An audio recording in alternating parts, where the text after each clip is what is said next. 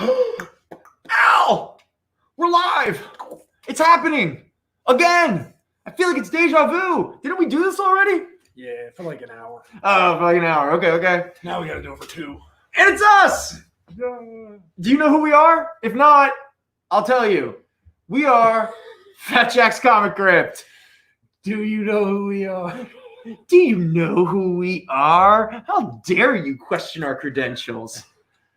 You're passing judgment on us? We're Helix experts. Oh, man. We are not only Helix experts, we are the ultimate Fat Jack's managers. Welcome, everybody. I'm Brendan. This is Al. Thank you for joining us. This is our Sunday 6 to 8 show on The Experience. We always appreciate everyone tuning in. It's a good time, fun times. You know? I don't have an opening monologue. I literally don't know what to talk about. So I guess we'll do some business. Let's do all the fun stuff. Yes. So we have to assume that maybe somebody is watching us for the first time. So with that said, I guess we'll go through the process of how this all works. We like to talk about comics, but primarily the main role of this show is trying to sell comics. So with that said, if during the show, if you see any books that you are interested in and you want to purchase, you can hit us up in the chat. Again, I believe there's chat on the Facebook link, the YouTube link. Yes. I imagine Twitter's got some form of a chat. I don't know if we're actually on Twitter. Maybe we're not. Okay, maybe maybe they got rid of that. That was early. Nobody ever mentions Twitter anymore. Okay, say let me. I mean, Twitter's a cesspool. So anyway, right now, the way that we are doing purchases is, again, hit us up in the chat. If you see a book that you want, you don't have to write out the exact title, but please, if you use any shorthand, try to be as specific as possible. Like if you say Amazing Spider-Man, you put AMZS 13, we'll know you're talking about Amazing Spider-Man issue 13. Don't be too vague. We're trying to do, first come, first serve. It can pretty much, if you want to just hit us like title, issue number, and just the word claim. And that's really all we need as far as to make sure that you're first to get the Yeah, and say like claim. Don't say I'm thinking about it or that looks interesting. Yeah. That doesn't help. Yeah. Let us know. Now, if it looks interesting or you're interested and you want to know more about it and you want to ask questions, you can buy it and read it and answer all your own questions. Yeah, we'll answer the questions after the fact when it's too late. But again, we try to be as fair as possible. Please, any questions you can ask, obviously, about the condition of the book, the price, anything you want to know. If we can answer it, we will. Yes. Now, again, I believe our producers, Jerry. Hey, Jerry, how you doing, man? What's up, Jerry? I hope you're doing well out there, Kyle, wherever you are. Kyle's taking a little break today, everybody. Nice, man. I hope your show turned out pretty well this past week, man. It was fun talking to you last week. Okay. All right, yeah. So if you want any books, let us know in the chat. But if for whatever reason you can't interact on the chat, something's happening, and you don't want to miss out on a book, you can feel free to give us a call here at 215-963-0788. Jerry threw that number up there. Thank you very much, bud. So you can always hit us up. I'll throw out the disclaimer. Please don't prank because Al will tear the phone off the wall, and we will turn off the live feed way before he does it, so there'll be no entertainment here. Just like right now. No entertainment. Yes. Now we are in Philadelphia, Center City, here on 2006 Sansom Street. Anyone who is in the Philadelphia area and you want to pick up your books, we will hold them here at the shop for you to pick up. If you are closer to our Oakland, New Jersey shop, we will ship them over there and hold them there for you to pick them up. And if you are outside of the area and you need us to ship books, we have a new email address that we're using. It's fjccshow@gmail.com. I believe it was scrolling a minute ago. So whenever Jerry puts that back up, I'll just point that. Yeah, so it's fjccshow@gmail.com. That's Al and I. So just hit us up. We need to get your contacts, your shipping information, and we'll work out payment. So payments, we can do payments over the phone. We're only doing those 2 days a week right now, Mondays and Tuesdays, just because for just for it's the two of us. just to streamline it. Yeah, Yeah, it's really yeah. just to not make it less complicated for everybody. Yeah. We're trying. We're slowly figuring this out. Again, we are the ugly stepchildren of this whole thing. That being said, if you don't want to use your credit card over the phone, I can just email you the link to our PayPal. So Okay. you can pay through PayPal over the phone, my credit card. I guess if you wanted to send a check in, we're not going to do that because we don't accept personal checks in the store. Yeah, for right now, I mean, obviously, we'll try to expand it because we want to make purchasing the books we're trying to sell you as easy as possible. It really sucked to somehow want you to buy a book and yet somehow make the process insanely difficult. That much more difficult. So for right now, we're going to do credit cards over the phone, or we will send you to our PayPal link and information so we can do it that way. But for claiming the books, you can just claim them tonight and then email your information to said email, and then we'll be in touch during the week. Like we don't have to deal with all that tonight. Right. It's just it makes it easier for the course of the week. Yeah, we'll work it out and everything. I'm curious. We did send out successfully 2 shipments this week. 2 went out this week. What were the shipping costs? So I don't just completely keep shooting my mouth off. So they both hover around $7. Okay. So one was a little bit less than 7. One was a little bit more than 7. One was shipped to Hawaii. I don't know if that makes a difference. Mm-hmm. Supposedly Hawaii counts as continental U.S. Right. We do try and keep the cost to around $7. If you buy an exorbitant amount of product and it's extremely heavy, it may go a little heavier may go a little higher than that. Mm-hmm. But we're not trying to gouge anybody on the prices. No, man. We literally just want. We don't want these books anymore. No, yeah. Take them, people. Take our books, please. Oh man. So I'm sorry, we still don't know international shipping charges. International. If Ashley is watching, we did get our postage scale worked out. Okay. Dusted off, I guess. So Mike's gonna figure out your cost this week, and we'll be in touch. Because we'd like to. We would absolutely like to get Ashley's product. Yeah. Mr. Lime, you can call tomorrow to pay for your product. Just don't call between 12 and 1 or 4 and 6 because we will be live on the Comic Book Shopping Network on Facebook.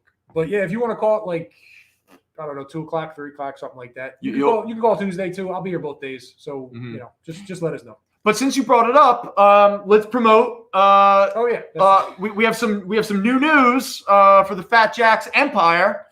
The brand is expanding. The franchise. Yeah, the franchise, man.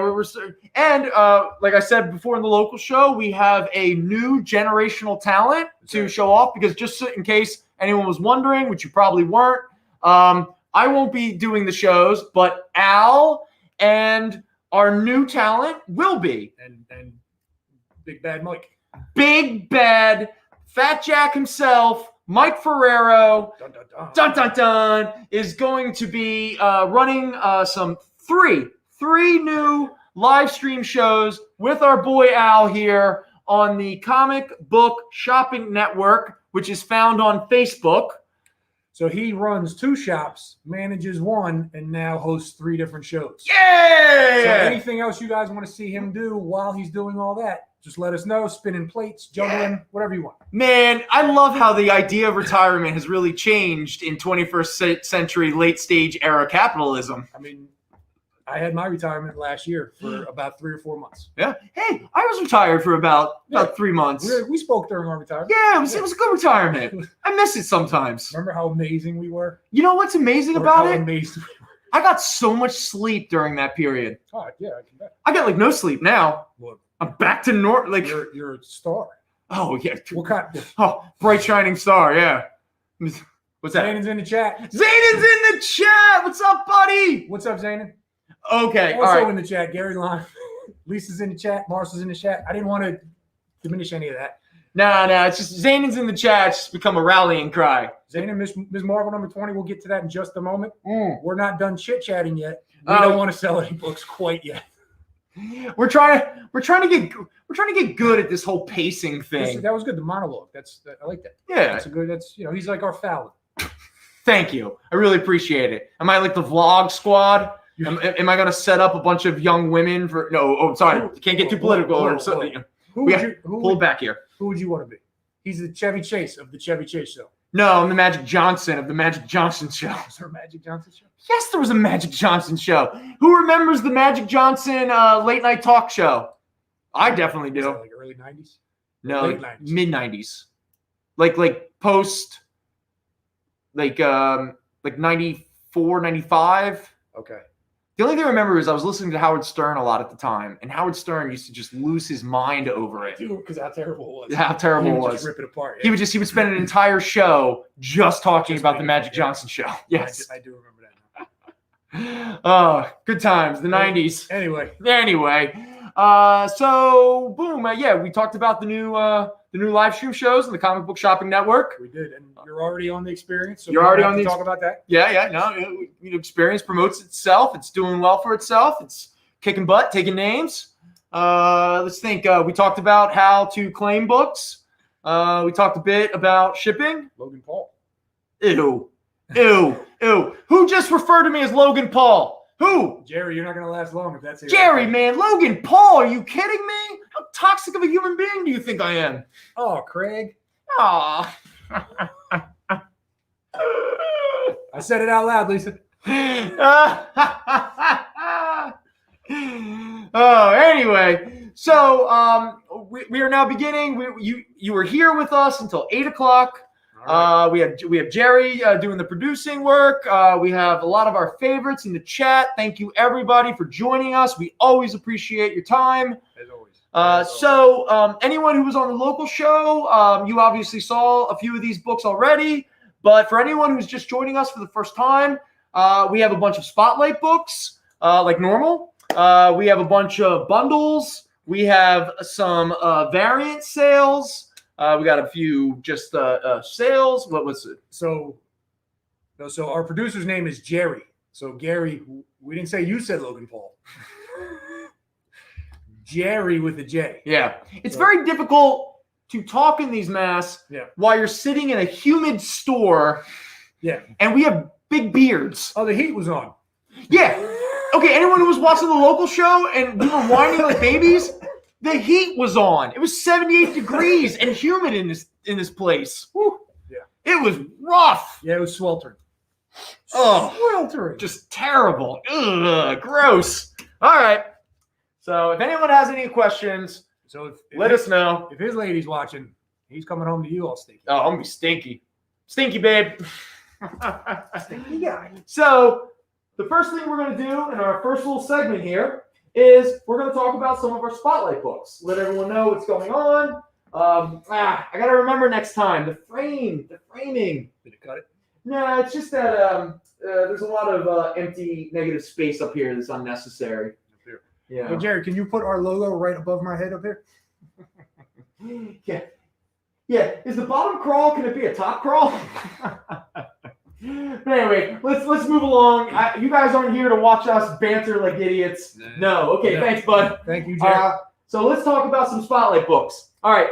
So the first one we're going to talk about is the last of the crown. One of the big crown jewels is Ms. Marvel #1. There we go, people. That is a very fine near mint minus copy. The only reason I throw that minus in there is a little bit of like printing smudges. And that is definitely printing smudges. That's not shelfware. That was on. I mean, this comic is beautiful. Beautiful spine, sharp edges, white pages, gorgeous, gorgeous. Ms. Marvel #1. It is the first appearance of Ms. Marvel, Carol Danvers as Ms. Marvel, because as some people might know, Carol Danvers was originally introduced in the first Captain Marvel series in the late 60s, early 70s, Marvel.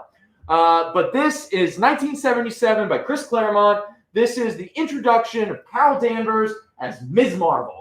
It is #1. You also get a Scorpion appearance. You get a Peter Parker appearance. You get a J. Jonah Jameson and Mary Jane. But anyway, this beautiful, beautiful Marvel key issue is $160. Right next to that is Ms. Marvel #2.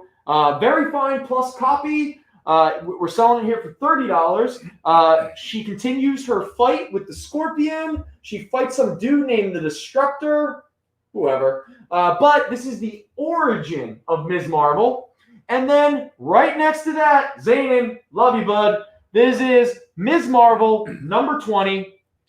It is the first appearance of the classic Ms. Marvel costume. When I say classic, I mean the most famous. Obviously, this is her original costume, the red thing with the weird belly window. And then here you go with the Stone Cold classic Ms. Marvel costume with the weird sash thing that any villain could just grab. But this is a very fine near mint copy at $20. I wonder how come, like, none of the male superhero characters ever have their belly exposed in their costumes. I don't know. That's a really good question. That's weird. Yeah, I wonder why that is. I want to see some Peter Parker ass. Feels like there's a double standard, doesn't it? I mean, like, could you imagine Peter Parker running around with like assless chaps? Because you know Peter Parker's got like tight buns, right? I mean, I do imagine that quite often, actually. No, I imagine Captain America. Captain America? That's the buns. In ashless chaps? Yeah. Okay. Can you imagine how, like, I mean, you could probably like throw rocks off of that butt, and the rock would just hit you in the eye. It would fly back so hard. Zane's gonna take Miss Marvel. All right, Zayn, taking. I'm assuming you're taking Ms. Marvel number 20. Did the Black Panther go? What Black Panther did we have? Are we talking about the one right behind me? Duke's looking for a Black Panther. He said, "Did Black Panther go?" Okay, Duke, if you're talking about this is Black Panther number 1. This is the second volume of the Reginald Hudlin series. Now, this book is super, super hot. It is super, super expensive, but not this variant cover. This is the first issue where Shuri, T'Challa's sister, becomes the Black Panther. So for anyone who doesn't know, the first cover appearance of Shuri as Black Panther was the main cover for this issue. But this is the Submariner 1939 variant. Now this one's very fine near mint copy. It's only $15 compared to the normal Shuri cover, which is it's a ridiculous amount of money. Okay, it's crazy. So that is Black Panther number 1, the first Shuri as Black Panther series. It is a $15 Namor variant. All right, so that's going to go, and then Spider-Woman's going to go also to Mr. Williams. Thank you, Mr. Williams. So Duke is taking that. Mr. Williams, you're walking away with this beautiful Spider-Woman. Did you want to? I don't know if you want to talk about. Nah, I mean I've talked about it enough. You know. Cool. Thank you, Mr. Williams. Thank you, Duke. Thanks for following us over. Thanks, fellas. I really appreciate your support, guys. All right, so let's just slide these over. So here we have. Now this is a bit of a speculation book, but this is Black Panther: World of Wakanda number 1. Now, T'Challa isn't the big draw for this issue. This is see, $150. And for this Black Panther. Yeah, it's ridiculous. Like the Namor one, that's the cheapest. If you want it, the Namor one's the cheapest because the moment you try to get the cover with Shuri, it's ridiculous how valuable that book is. So then you get this weird racist character. He's not that racist. You think Namor's racist? That's what we were talking about last week. He's sexist. He's how he hates all other. Oh yeah, we were talking about. Yeah, that. he's a speciesist. He's a species. He's a species. Yeah, he hates all human races.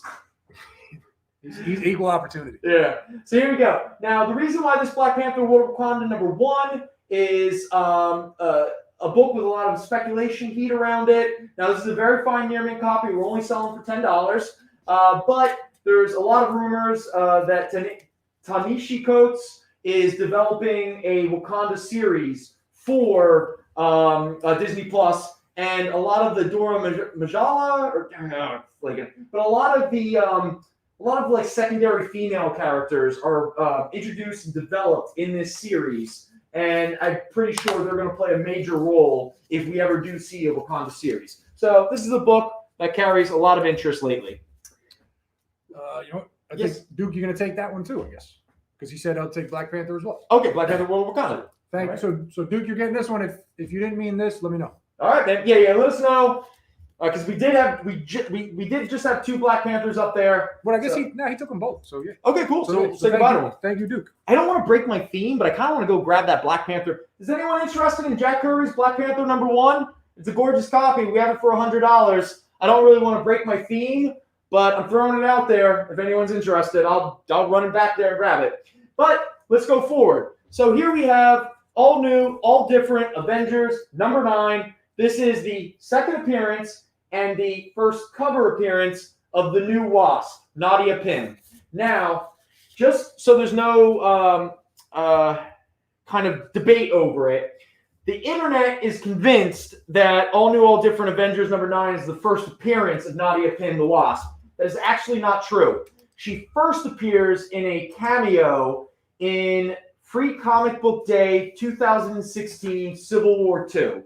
That is technically considered her first appearance. But this book carries a lot of interest based around the fact that A, it's her first cover appearance, it's really introducing the character to the mainstream Marvel universe, and, you know, it's her second appearance and her first full appearance. So there we go. Very fine near mint copy at $10.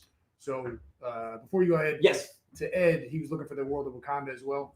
If we have another copy, I'll put one in your box for you. Right now, Duke already claimed it, but I'll see if I can make a note. Scrounge it. I know we had more than one, but I don't know what's left. Yeah, I don't. Yeah, just make a note. If we can find you a copy, man. I mean, who knows? Maybe even our little fifth dimensional amp, he can grab one. Yeah, if we got one for you, man, we're gonna put it aside for you. We'll take care of you. Yeah, no problem. Cool. And I don't think is your shirt for sale. No, it is not.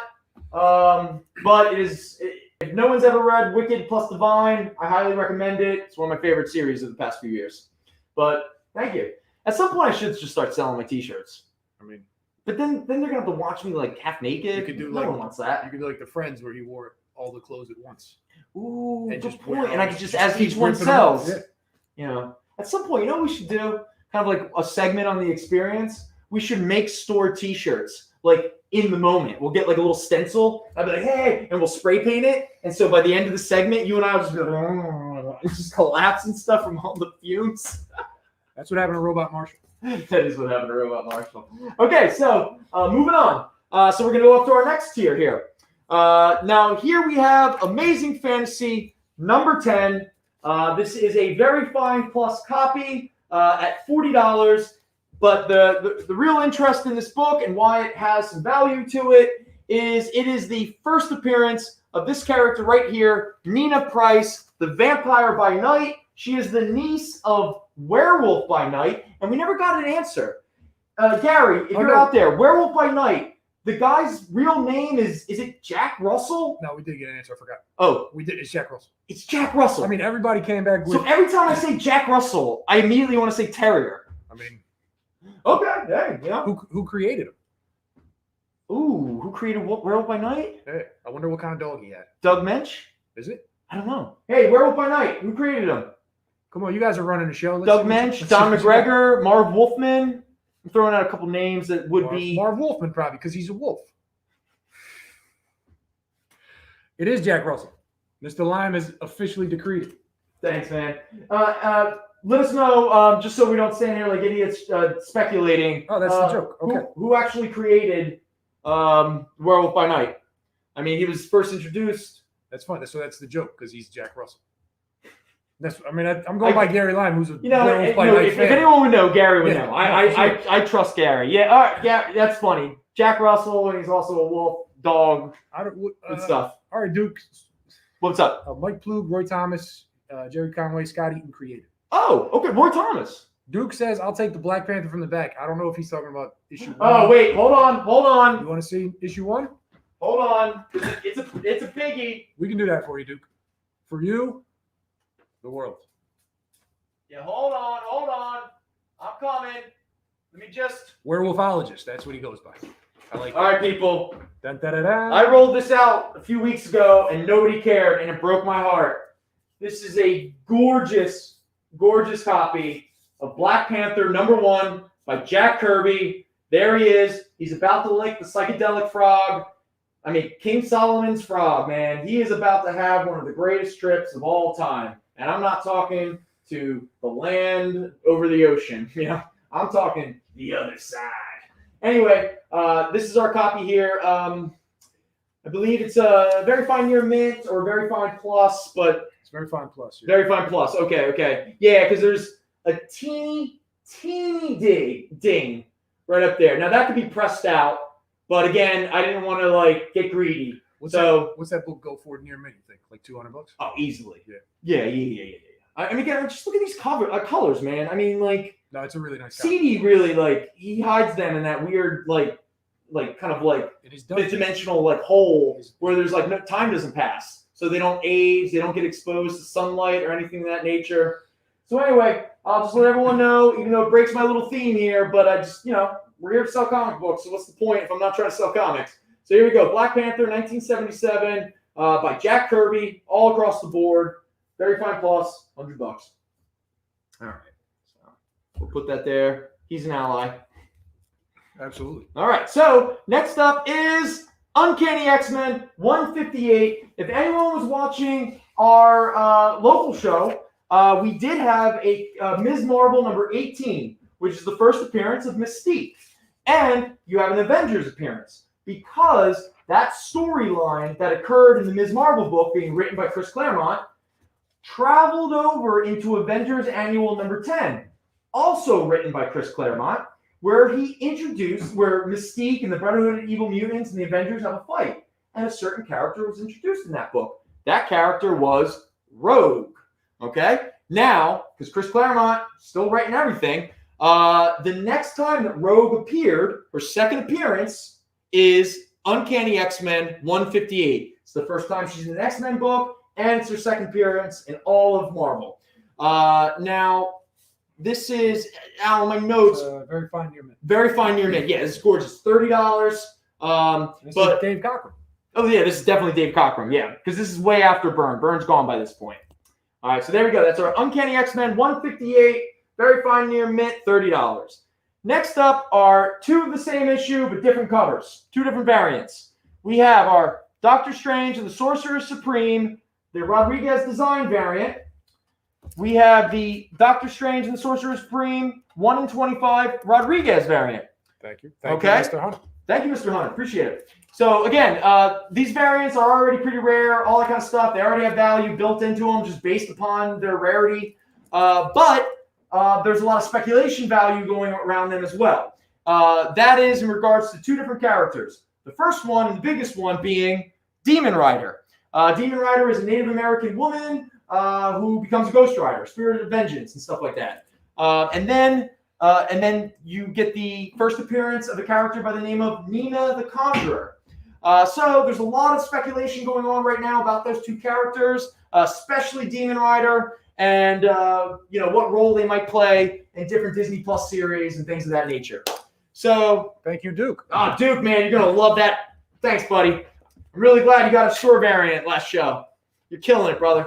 So anyway, so both of these are very fine near mint. They're beautiful copies. The design variant here is the rarer and hotter one. That one's going for $50, and the all team all the time 1 in 25 Rodriguez variant. That one goes for $30. So there we go.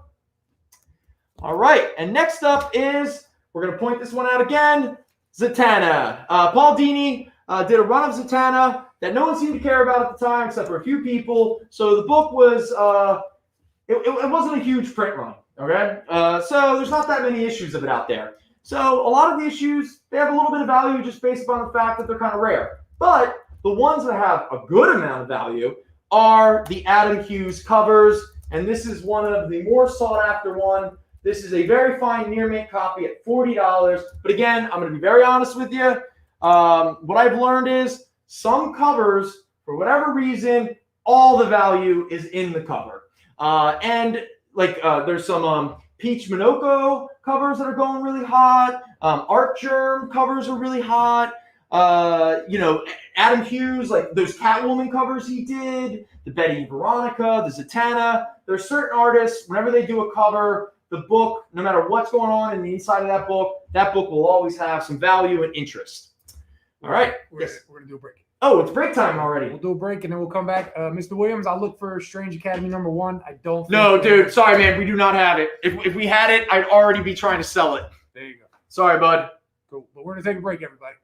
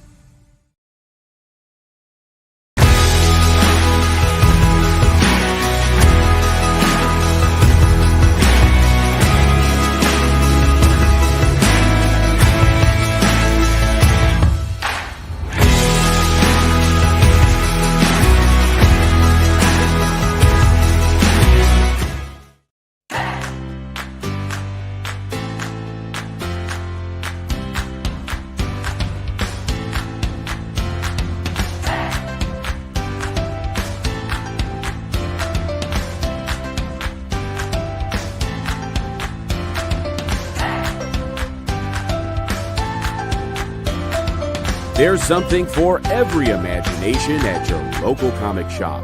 Visit ComicShopLocator.com to find a store near you.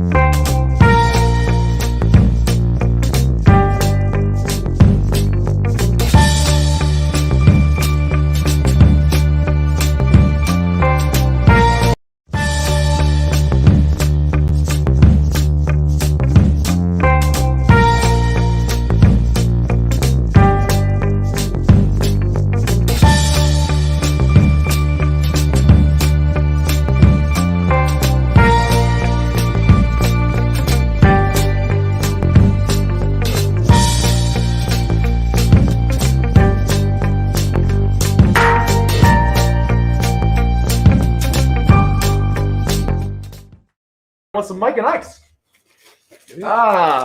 Mike and Ike's.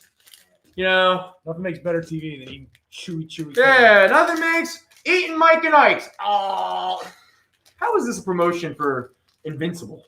Fat Jacks is not being promoted by Mike and Ike, but I'm still gonna eat one. Or the Invincible show. Or the Invincible show. No one is promoting or supporting us. Oh, so he was in talks to be in the Expendables series. Are you serious? Yeah, but Michael Dudikoff almost was in the Expendables series? I guess it didn't work out. I guess Chuck Norris kicked him in the balls. Chuck Norris is like, no, you're not allowed to be in here. I got to be the old curmudgeon. He's like, no, Melania Trump's the best. Yeah, you see? All right. So Michael Dudikoff looks okay. He looks okay? He looks okay. He's a good guy. He's a Shout good out guy. to Michael Dudikoff if he's watching. Michael Dudikoff, we love you. We are fans. All right. Well, it isn't a Fat Jack's Latchkey Manifesto show without having an inappropriate controversy.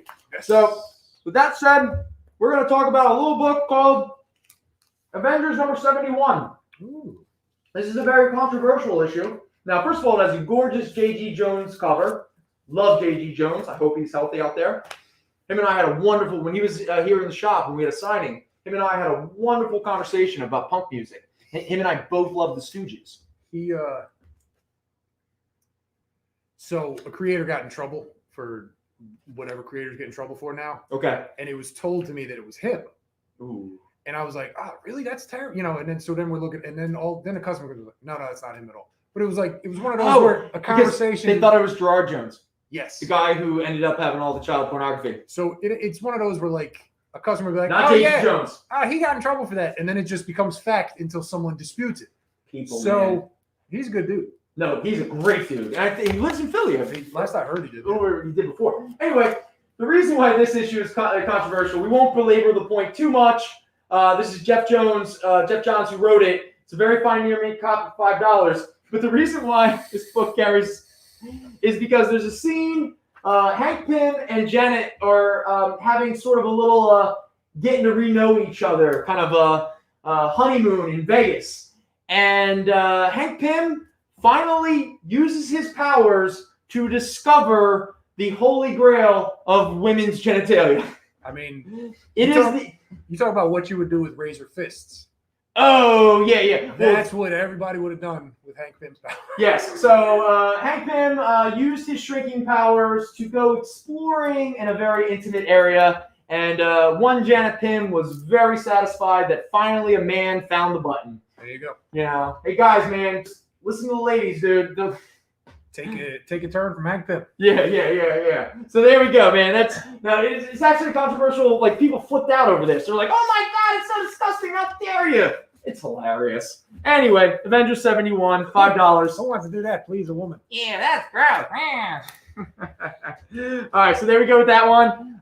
Next up is America Chavez. This is her first solo series. This is issue number 5. But what makes this issue fun, it is the first cover of America with Kate Bishop and Pizza Dog. That's right. So pretty much this book has some interest primarily just based upon these 3 characters.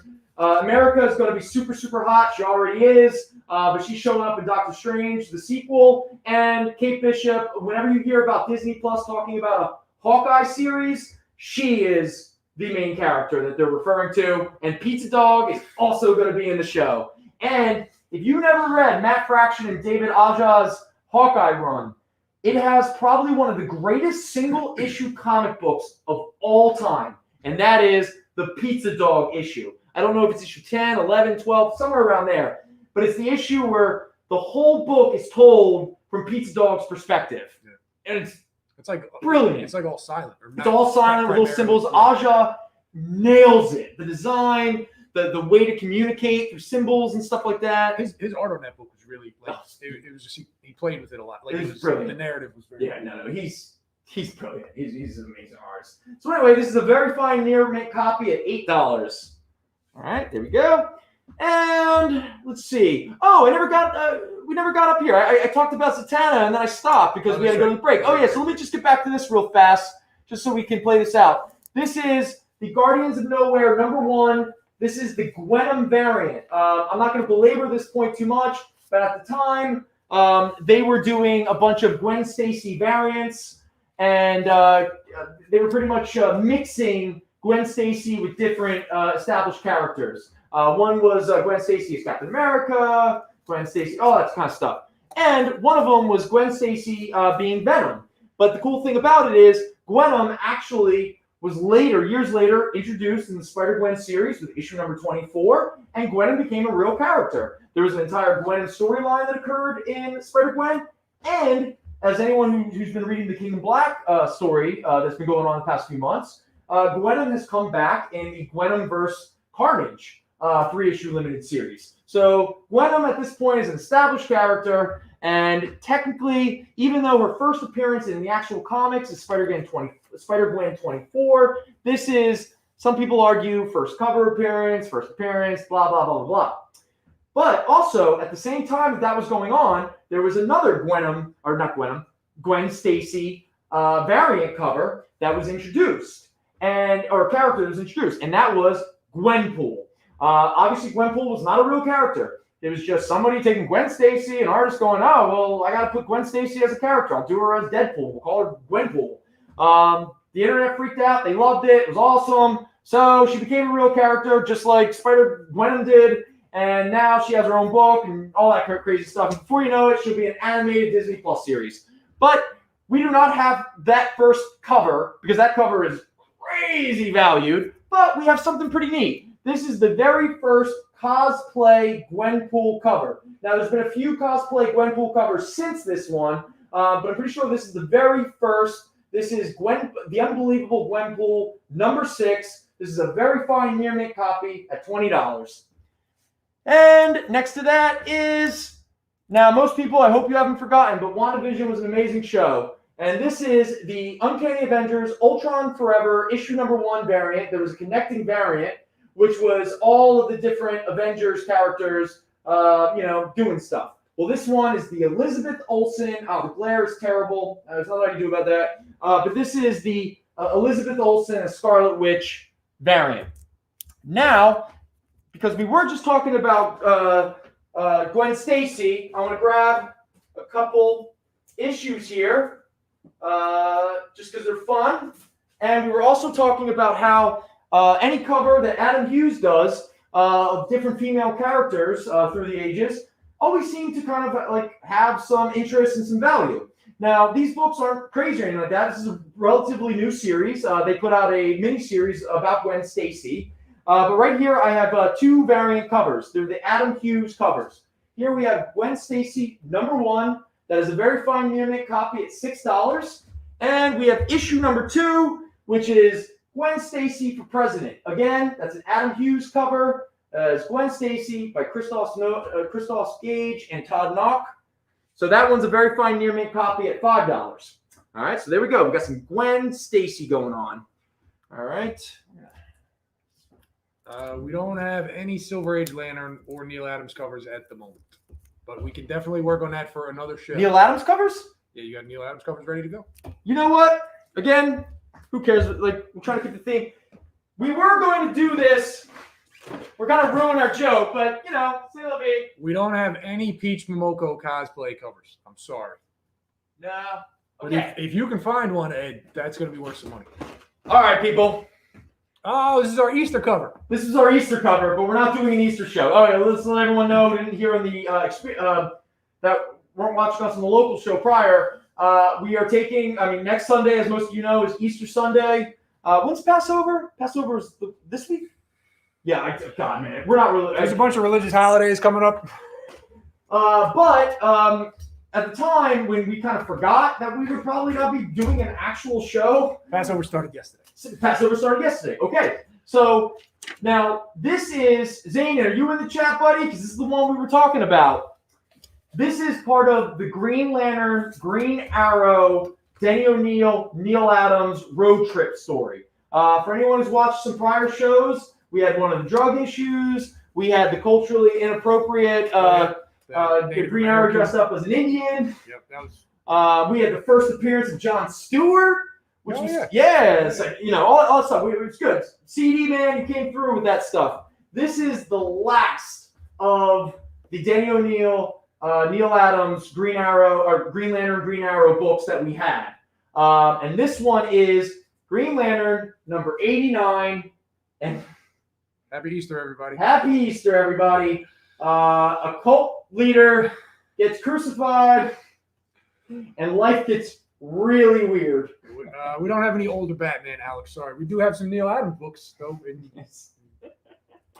So there we go. We wanted to throw that one out there. So there we go. That is Green Lantern, Green Arrow, number 89. It's the and through him, save a world. And just so everybody knows, we won't be doing a show next Sunday, as Brendan just said, but we are doing a show tomorrow, 2 shows tomorrow, and 1 on Tuesday from 12 to 1, 4 to 6 on Monday and Tuesday on the Comic Book Shopping Network on Facebook. We're not doing the show, but there will be a Fat Jack show being produced. I mean, you guys will get so much Fat Jack's content, you won't even know what to do yourself. Oh, look at that. Thank you, Jerry. That's what's up. Thanks, Jerry. Appreciate it, buddy. Sweet. All right, so there we go. So there's our Green Lantern. Yeah. All right, so I'm going to throw that one out there. Night of the Lepus. I don't know that one. You know that one? The movie Night of the Lepus? Yeah. But Mr. Lime says that's the best Easter movie. Oh, you're right. No, Gary, remind me, because obviously I know it's the killer rabbits and all that kind of stuff. Does it actually take place around Easter, or is it just more, it's the best Easter movie because it's just killer rabbits? Let me know. It's been, I think I saw Night of the Lupus like when I was like 11. I think it's the last time I saw the movie. Cool. I've never even heard of it. Yeah, it's where they would they would build these like little miniatures. Okay. And then they would like bring the camera to like the ground level, and then they would just release rabbits into like a set. And the rabbits would just jump around and knock crap over. It's pretty funny. It's pretty funny. Does not take place around Easter. No. It did not. Okay. All right. It was worth asking. That's still a good one, though. Yeah. It's a fun one. Okay. So what are we up to next? Let's. I'm so sorry. Just trying to. I'm sorry, Alex. We don't have any older House of Secrets ready to go. No. We do not at the moment. No. Sorry. But stay tuned or check out our other shows later in the week, or maybe we will.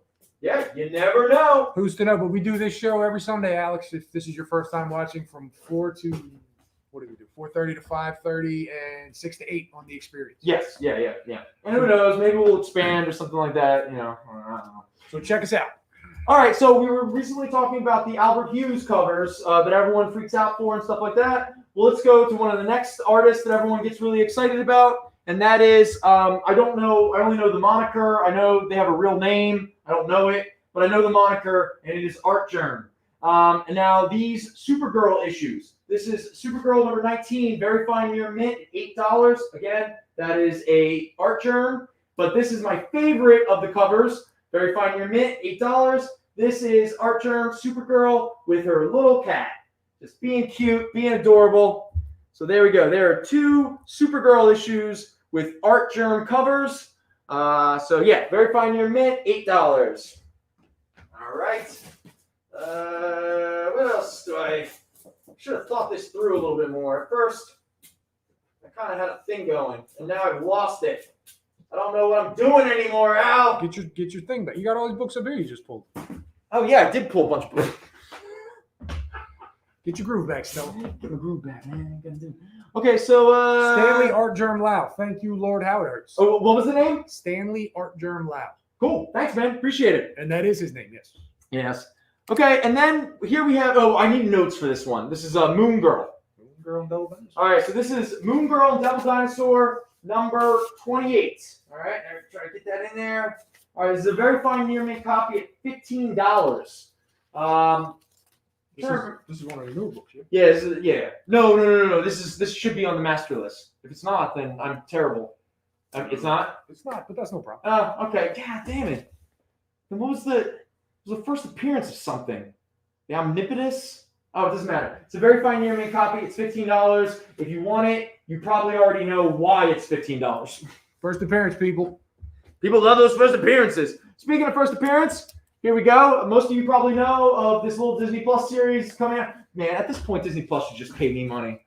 God, I promote the hell out of these things. The Omnipotence. Yeah, the Omnipotence. Thank you, Jason. Thanks, Jason. Yeah, so there we go with the little scroll and all that kind of stuff. Moon Girl, she's so cool. Okay, so Secret Invasion, it's a Disney Plus series. It's happening. Sam Jackson's going to be Nick Fury again. All that good fun. And the character that everyone is waiting to be introduced is the Skrull Queen. And here we have a second print, and that's a wraparound cover, the Jimmy Chung interior. And so it's also it's not only the first appearance of the Skrull Queen, but the second print is considered the first cover appearance of the Skrull Queen, because this was a 2-page spread in the book that the second print released it as a wraparound cover. Now, the back cover is where the Skrull Queen is actually revealed. But this is a very fine near mint copy at $20. This is New Avengers number 40, the first appearance of the Skrull Queen, who was going to play a major role in the Secret Invasion Disney Plus series. Mr. Lime, I could definitely grab some Glamour Plus for you. I'll pull them together this week, and we can have them on the show next week. We'll show them to you. Yeah. That's no problem at all. I got a question. Yeah, bud. All right, so what was that? Princess Veranke? Is that how you say it? Veranke? Whatever the Skrull Queen. Oh, yeah. So if the first appearance is the first print, is the first appearance right. of her. Right. And the second print is the first cover appearance and still the first print. Would the first print still be this is mostly to the chat. Like, as collectors, would the second print still count as the first appearance? If the first print still has the first, you know what I mean? Yes. It's still the first appearance. Yes. So it's technically the second appearance with the first cover appearance in the second print. Do people get that anal about it, or is it a little bit? Again, I'm not going to speak. I was very lucky enough. EB Smooth, our speculation master, he because I didn't understand why, for some books, and some of you out there who are readily involved in the secondary market, you know this. I mean, I'm talking like an amateur here. Please illuminate in the chat. But sometimes second, third, fourth, fifth printings are actually much more valuable because, again, they are, if it's a second print, a third print, fourth, it's lower print runs. So already it's built-in rarity. Sometimes the second print, they use, like with this New Avengers, they use interior art where they actually show the character whose first appearance. So then immediately that second print becomes the first cover appearance. So say the Daredevil 25 or 23, whatever. 25. Would the second print of that be the first cover appearance? Of her as Daredevil. Yeah, in that costume. Yeah. Now, again, when talking about subjective value of any collectible, it's all subjective. The market determines the value. And in the past few years, the secondary market has decided that they value first cover appearances, they value second, third, fourth prints. Yeah. I mean, it's a thing, you know. It's interesting.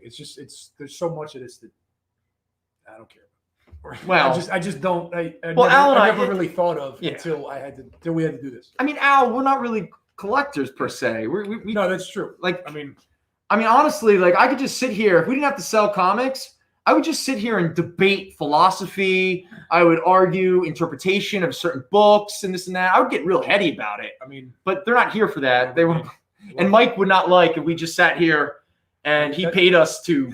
that's for when we do a 4th Fat Jack show or a 5th Fat Jack show. When we do our podcast. Our late night show. Oh, the late night show. Yeah. So anyway, so there we go. All right. So any questions, anybody? Anything like that? Because I'm going to just keep moving along. We're going to keep doing some more spotlight books for now. Maybe in our later segments, we'll get into some bundles and we'll do definitely some variants, stuff of that nature. Yes. New Avengers 40 is the second print wraparound cover. It's $20. $20, very fine near mint. Very $20, fine near mint. very fine near mint. Yep. All right. All right. Clan Cat, America number 5, Avengers 71. All right. Wait, what was it? Mr. Williams is making some claims. All right, Mr. Williams. Coming through hardcore. I don't see it. Where's that Avengers book?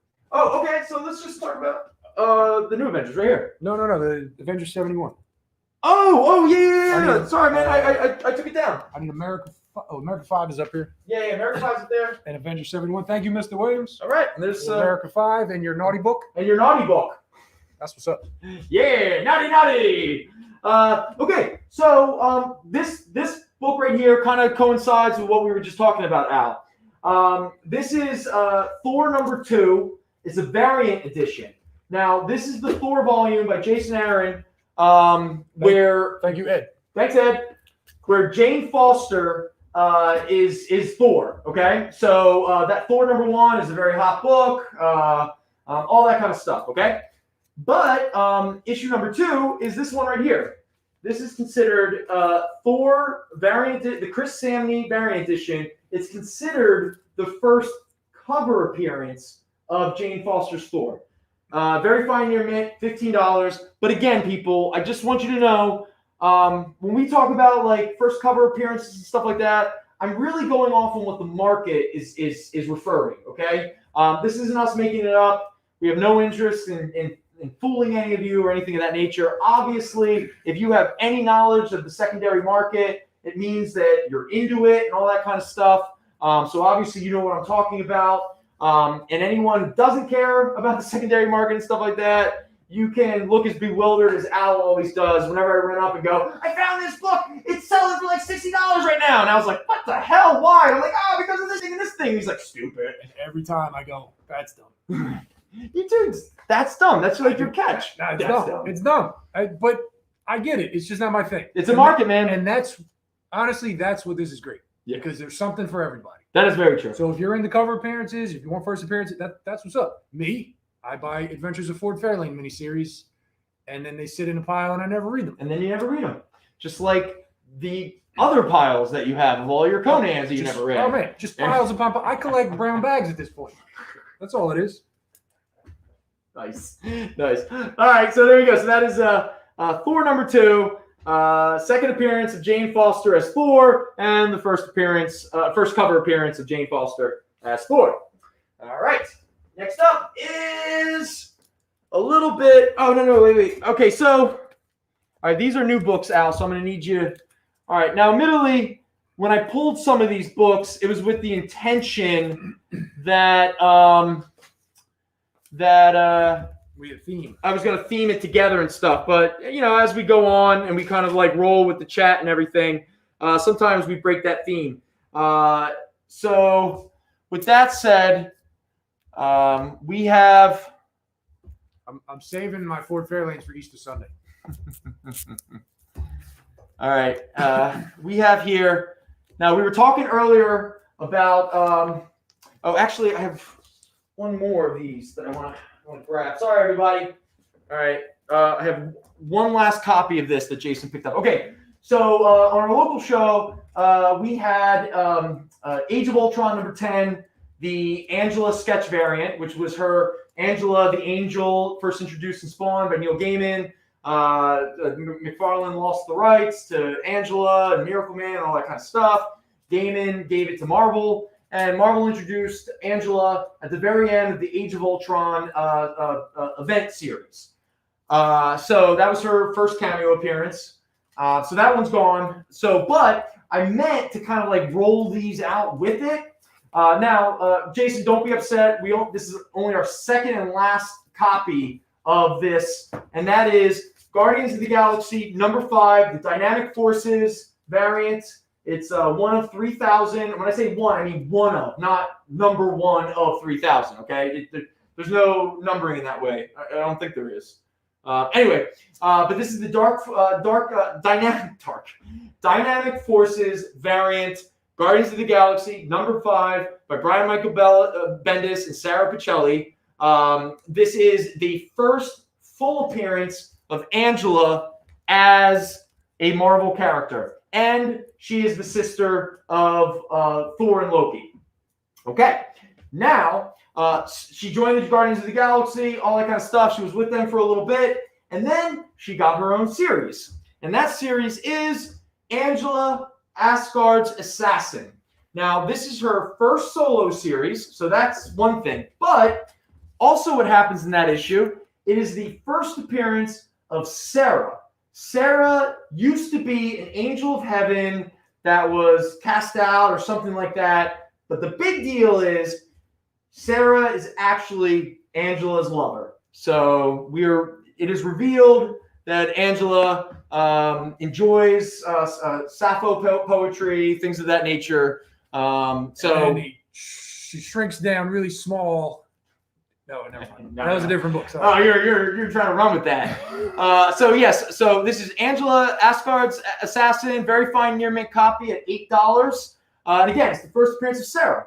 Now, like we were talking about earlier about first cover appearances, we have Angela, Asgard's Assassin, very fine near mint, $5. But the thing that some people point out is it is the first cover appearance of Sarah.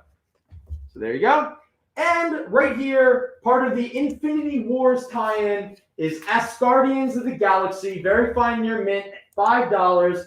This is the first team appearance of Angela's team, Angela, Valkyrie, the Destructor, Frog Thor, the Executioner, and Kevin Masterson's son as Thunderstrike 2. That is a very fine near mint, $5. All right. Yes. Why don't you take a drink, big guy? We're going to take a break. Oh, we'll take a break. All right, cool.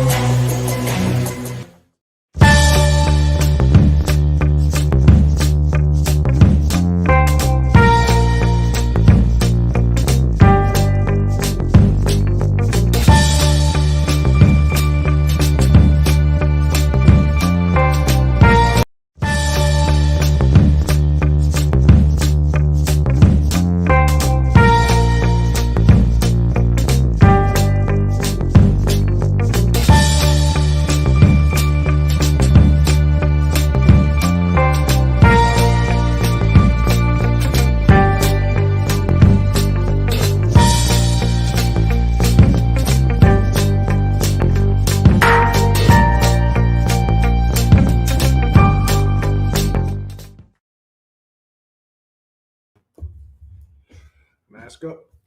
Mask up, yobies! What's up? Mr. Lime, at least you didn't go to McDonald's and buy a cheesesteak. Wait, what? He bought a cheesesteak in Brooklyn from a Tony Luke's in Brooklyn. Dude, Tony Luke's is in Brooklyn now? I guess, and that's the reaction he had when he ate the cheesesteak. Gary, man, you're a better man than I am. But he's in Brooklyn. What else are you gonna do? Yeah, that's true. I guess get White Castle. Yeah, no, he makes a good point, Mr. Lime. If you can get a sack of 10, why would you buy a cheesesteak? Yeah, right? Anyway, everyone, welcome back to our third segment. It's the top of the hour. So if you might be joining us for the first time, we are Fat Jack's Comic Crypt. This is our live stream on The Experience. We ship books. If you need to hit us up, you can contact us. You can either give us a call here at 215-963-0788.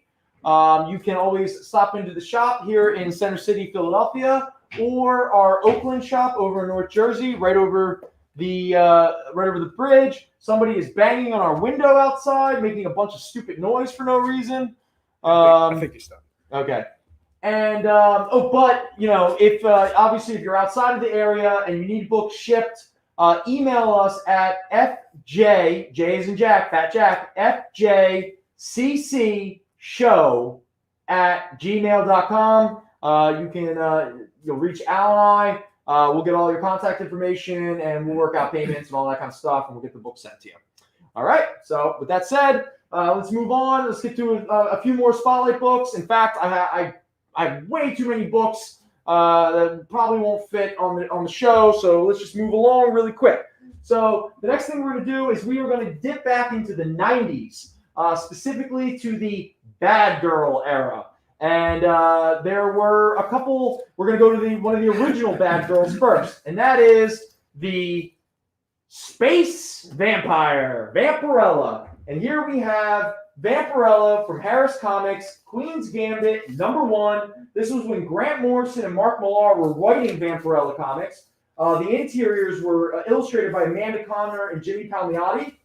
This is the Whilce Portacio variant with Vampirella in the foreground and she in the background. It's a very fine near-mint copy at $8. And its sister twin book is this one right here. Vampirella, Queen's Gambit, #1, Whilce Portacio, but this time she is in the foreground and Vampirella is in the background. Again, very fine near mint, $8. All right. And then this is a beautiful cover. This is Mike Mayhew. This is Vampirella, #10. This is a gorgeous painted cover. Does anyone recognize what this cover is an homage to? It's a movie. If anyone can get it, let me know. It's a very famous, well, sort of famous movie. But again, check it out. It's Vampirella checking herself out in like a mirror and stuff like that. This is a very fine near mint copy at $10. Next up is Vengeance of Vampirella, #1. It is the wraparound Joe Quesada blood cover. Yeah, that's a cool one. I remember that as a kid. I really got a kick out of that. Very fine near mint, $6. Thank you, Jason. Thanks, Jason. And then right up here, we have another Joe Quesada Vampirella cover, a wraparound, but this one is a foil because, again, it's the 90s. This is Vengeance of Vampirella, #25. Very fine near mint at $5. All right. And then we have, let's get to the queen, the woman who defined the Bad Girl era. And that is none other Dennis Rodman. Lady Death. And I needed to show this one off first. It's really hard to see, but this is a gold foil cover of Lady Death, The Odyssey, #1. Very fine near mint at $10. You just hold up a piece of tinfoil at this point. I know, right? It's insane. But hey, product of its time. What's up, Ashley? Welcome back. What's up, Ashley? How you doing, bud? Good to see you. Ashley, I don't know if you caught that earlier. I mentioned we got our postal scale worked out, so we'll get the totals to you this week. I assure you, I'm not just saying that. Yeah. Here we have two more. This is Lady Death, Wicked Ways, #3. Also with the character Purgatory. For anyone who isn't aware, this past Wednesday, Dynamite just put out a new series called Vampirella versus Purgatory. So here we have Lady Death versus Purgatory. This is issue #3. Very fine near mint, $4. And then we have issue number 4, the final issue of the Wicked Ways miniseries, also with Purgatory in it. Very fine near mint, $4. All right. Do we have, what is, I must have missed it. What is Odyssey number 1? Oh, that's the gold foil cover. Oh, well then Jason's going to take that. Oh, okay. Nice, man. Thank you, Jason. Good, man. There's a little throwback for you. Thank you, Mr. Williams, for the, I got your Space Vampy and She and the Blood issue also. Nice, man. And then, last but not least, Avatar brought Lady Death back. Here's Lady Death Badlands, or Blacklands, excuse me. Very fine near mint, number 1, $5. All right. And then, in honor of Ashley joining us, good to see you again, Ashley.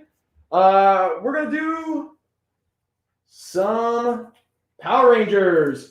Here we have Mighty Morphin Power Rangers, number 47. I apologize, it's hard to see, but this is the Pink Ranger foil cover. They did a bunch of variant foil covers of the different Rangers holding their helmets. This is the Pink Ranger, very fine near mint at $6. Speaking of the Pink Ranger, this is the Pink Ranger's very first limited series, Mighty Morphin Power Rangers Pink, number 1. Very fine near mint at $5. Ashley's going to take the foil cover. Wow, taking the foil. Nice, man. Thank you, Ashley. And part of the big Shattered Grid storyline that ran through the Mighty Morphin Power Rangers and Go-Go Power Rangers, pre-pandemic times, is this issue here, Go-Go Power Rangers number 11. This is when evil Pink Ranger and good Pink Ranger have a lot of fights. So this is a big Pink Ranger issue. Go-Go Power Rangers number 11, very fine near mint, $5. All right. And last but not least is Mighty Morphin Power Rangers number 2, but this is the Vanessa Del Rey Rita Repulsive. Is it Repulsive or Rita Repulsive? Is that an artist? No. Remember this villain? It's the main Power Rangers villain. I never watched Power Rangers. Oh, okay. All right. Wow, look at you. You're so cool. Yes. Anyway, this is the Vanessa Del Rey Rita Repulsive Virgin variant cover. So it's the villain variant. So there we go. She used to look through the telescope. Yeah. Very fine near mint, $6. We're going to go with Go-Go. Ashley's taking Go-Go. All right. See you, Go-Go. Thank you, And Ashley. A little bit of chaos and a little bit of dynamite and a lot of bad girl is Chastity number 1. Very fine near mint at $5. Another female character and a lot of fishnet. All right, so there we go.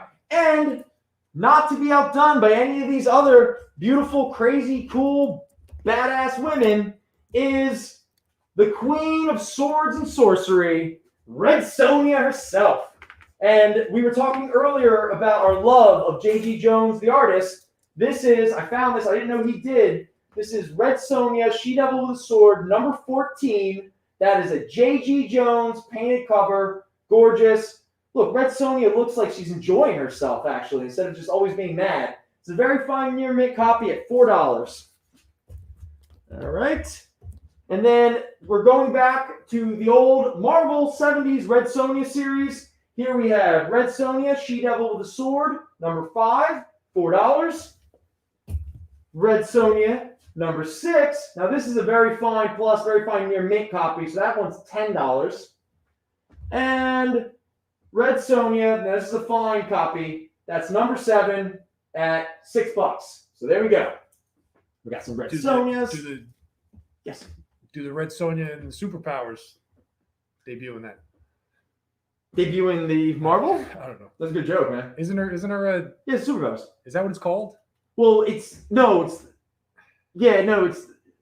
there's like multiple Dark Red Superpowers. Sonjas. Well, no, the one you might be thinking of is the Sonjaversal, where they introduced the multiverse of Red Sonjas. Multiple Red Sonjas. Yeah. Yeah, that's the new series. If anything else, they have gorgeous Jay Lee covers. Oh yeah. I don't understand Red Sonja as like an intellectual property. In what sense? In that she was created for the comics. Like she's not a Howard property technically. Okay. Oh, so she was originally created. I don't believe she should, or if she's in the series, if she's in the original stories, it's like a very minor character. Okay, is there any Howard scholars out there? Do we know, was Red Sonja ever introduced in a Robert E. Howard? In an actual like pulp? or is she? I think she's like Harley Quinn. Like she was in a different branch of the property or whatever you want to call it. I got to be honest with you. That's true. I didn't know that. Because I mean, I always swore that she was. Yeah, I don't But know. I guess it would make sense because the female character that Conan always interacted with was Believe. Yeah. And that was definitely a Howard property. So like, yeah, I don't know. I'm just curious. Because anyone in the chat, let us know. I mean, it's weird because we're very open to the idea that we don't know a ton. And I don't really know anything about. I don't really know anything about Red Sonja past the Marvel comics. Marvel stuff. Yeah, like I never read any of the Dynamite stuff. So I mean, she's a character that's still persisting. She's still hanging around. I mean, you get plenty of cosplay covers of women going out into the cold woods and dressing up half naked as Red Sonja. So Ashley, I didn't DM you yet, but I will. I don't know. Do you know how to link people? Do I know how to link people? I don't really know how to use Facebook, Ashley. I'm sorry. In case anyone doesn't know, Al and I are analog idiots. Like, this whole social media thing, we're just figuring it out. Yeah, it's all new to me, man. So I didn't. It's not a slight. I just don't know really how to use any of this. Yeah, that's all. But so Red Sonja was created by Roy Thomas and Barry Windsor Smith. Okay, so she was. All right. She was a minor character in Red Nails. So. Oh. So I guess they just took her and just then developed her. And made her like a real. So technically, she was a throwaway character. Was she named? Like, did Howard name her Red Sonja? Yeah. Okay. All right. Hey, man. Cool. Thank you, chat. Chat. I noticed nobody figured out, but this is an homage to the film The Unbearable Lightness of Being. If anyone would know that, it's probably Gary. It's a very good movie. If you've never seen it, I would definitely recommend it. So there we go. So there's that. For anyone wondering about this over here, this is our breast cancer awareness pop figure. This is our pink Batman. It's $10.99. And again, this is all based around breast cancer awareness. Now, admittedly, we are many months past it, but hey, it kind of fits our theme. I don't know what this means. Yes. So Red Sonja of Rogatino and Dark Agnes de Chastillan. She's an amalgamation of those two characters. Oh. You know what's funny? I was the other day I was thinking of doing this and stuff, and I was, and I was going to text you and be like, "Hey man, before the show, rewatch the Red Sonja movie and have opinions." Ooh. Now I ended up not doing that. That's a hard one to get through. I agree with you. I went back a few years ago. I was in one of those modes. Yeah. I was like, man, I love this. Like, I got to rewatch. Dude, I don't know if I got through it. He's in it, right? Like. Oh yeah, well, but they can't call him Conan. Conan's in it. No, he's Conan. Yeah. But they can't call him Conan. Yeah. Shadow of the Vulture. That's the story. Thank you, Zayn. Do you think The Rock is this generation's Arnold Schwarzenegger? I think he's probably surpassed it at this point. Yeah. Yeah. Because I was thinking like that. I mean, celebrity's a whole different thing now too. So it's not really. Yeah, that's a good point. But I mean, The Rock he's an icon. He's arguably the biggest action movie star we have. Yeah, because I was watching the Hobbs and Shaw movie, which, hey man, if you like cartoon movies, watch Hobbs and Shaw. That's the Fast and the Furious. Yeah, it's just a cartoon. But I was watching Rock, and suddenly I was just like, I don't know why it took me that long. I was like, oh no, he's Schwarzenegger. Yeah, like he's just always being himself. I mean, he's a cartoon superhero. He's the John Wayne of our time. He always plays himself. Always plays himself. Yeah. Yeah, you know what? And the greatest role he ever played was his character in The Searchers. There you go. Where he really played himself. Yeah. A raging racist. Mr. Hunter makes a good point. He hasn't had that iconic, he hasn't had his Predator or Terminator. Yet. So, I mean, I can watch quite a few Rock movies, but he's right. Like, there's not one that. Yeah, you're right. Because, the Scorpion King didn't become his Conan. No, and those are decent, though. Those are they? Actually, I don't even know. I saw one. I saw the first one with him in it, but they did a bunch of them. Were you on meth? Were you smoking a lot of meth at the time? No? No. Oh, okay. Because how the hell did you? I don't think I was. I don't remember. Hey, if I know anything about meth, you wouldn't remember. No, I'm just kidding. No, that's a great point, Mr. Hunter. Maybe he hasn't had that iconic. Marshall thinks Dudikoff is better. Hey, could someone look up Michael Dudikoff and make sure that he's not just some raging I checked his Wikipedia. He seems good, but if he's a dick, let us know. Yeah, we don't want to keep promoting Michael Dudikoff if he ends up being let's call it problematic. I mean, if The Rock more people will go see a Rock movie than a Schwarzenegger movie for sure. Well, now, but not at the time. But if there was a Conan movie. Dude, I really hope they do the King Conan before Schwarzenegger's dead. Do you remember that commercial, that PSA thing he put out after the Great Insurrection, where after all those treasonous members of our society tried to overthrow the government? Yeah, I do remember that. The true patriots when they tried to overthrow our government. I mean, it was 2 months ago. Mm-hmm. Yeah, it's hard to forget it. It's boggling. Anyway. Yeah, but man, when he put out that thing and when he brought out the Conan sword, he picked up Conan's sword. You get a chill, dude.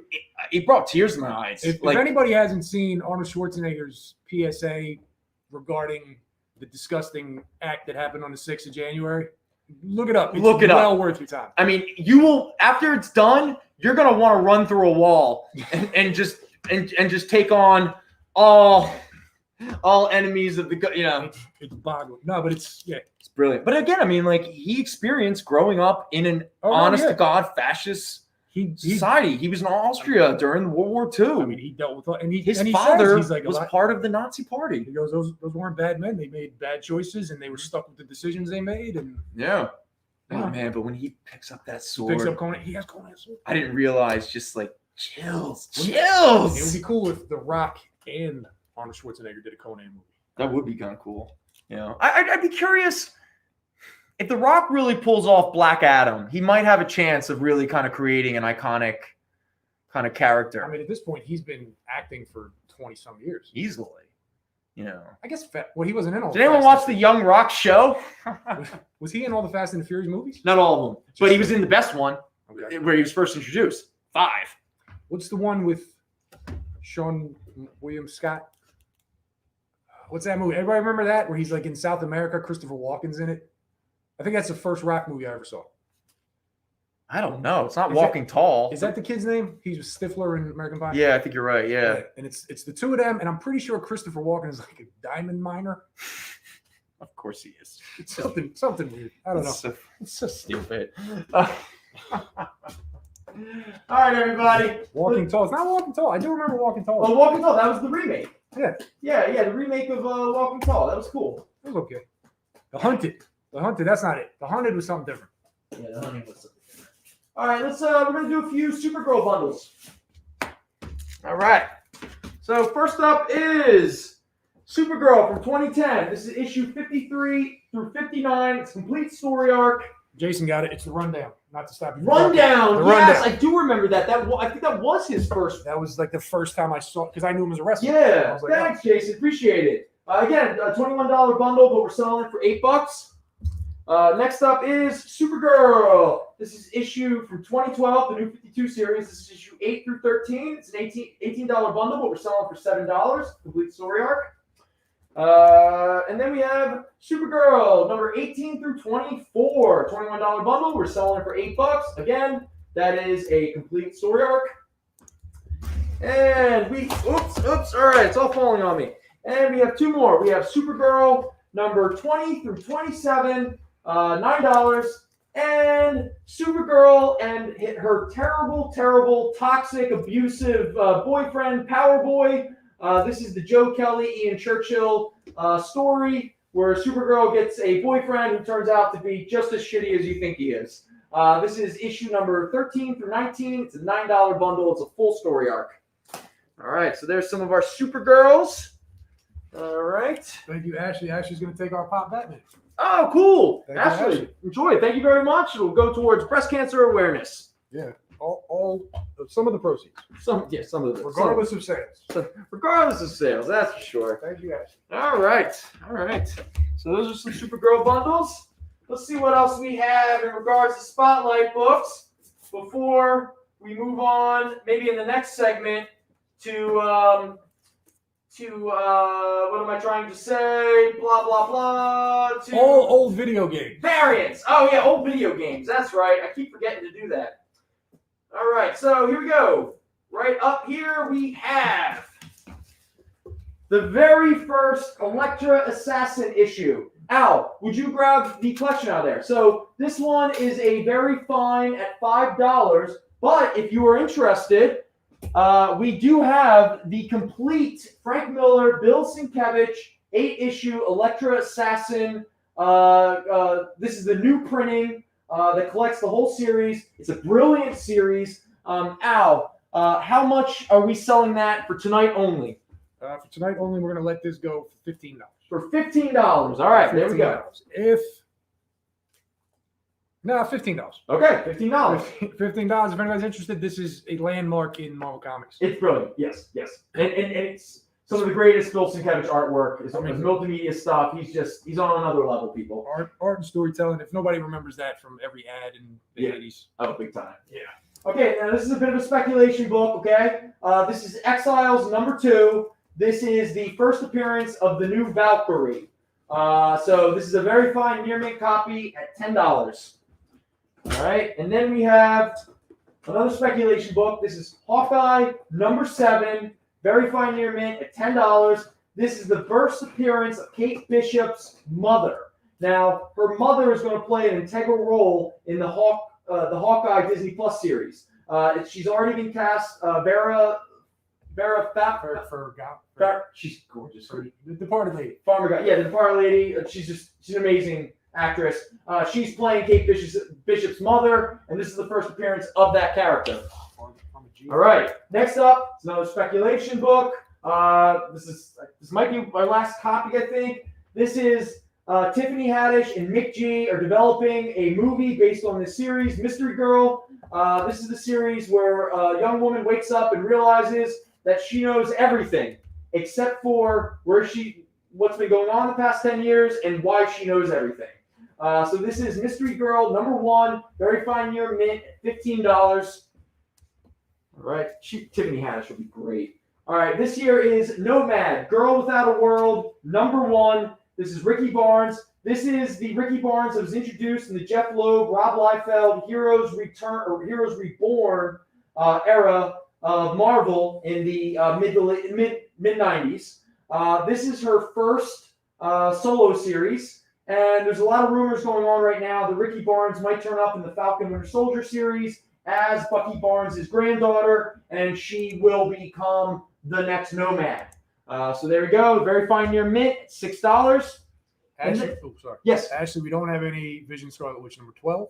No. And it's Vera Farmiga. Thank you, Farmiga. Thank you, Lord Howard. All right, now this one was just a weird little kind of unique book I found in the back shelves. I was splunking through the Greg hole, trying not to get nauseous, and I stumbled upon this book.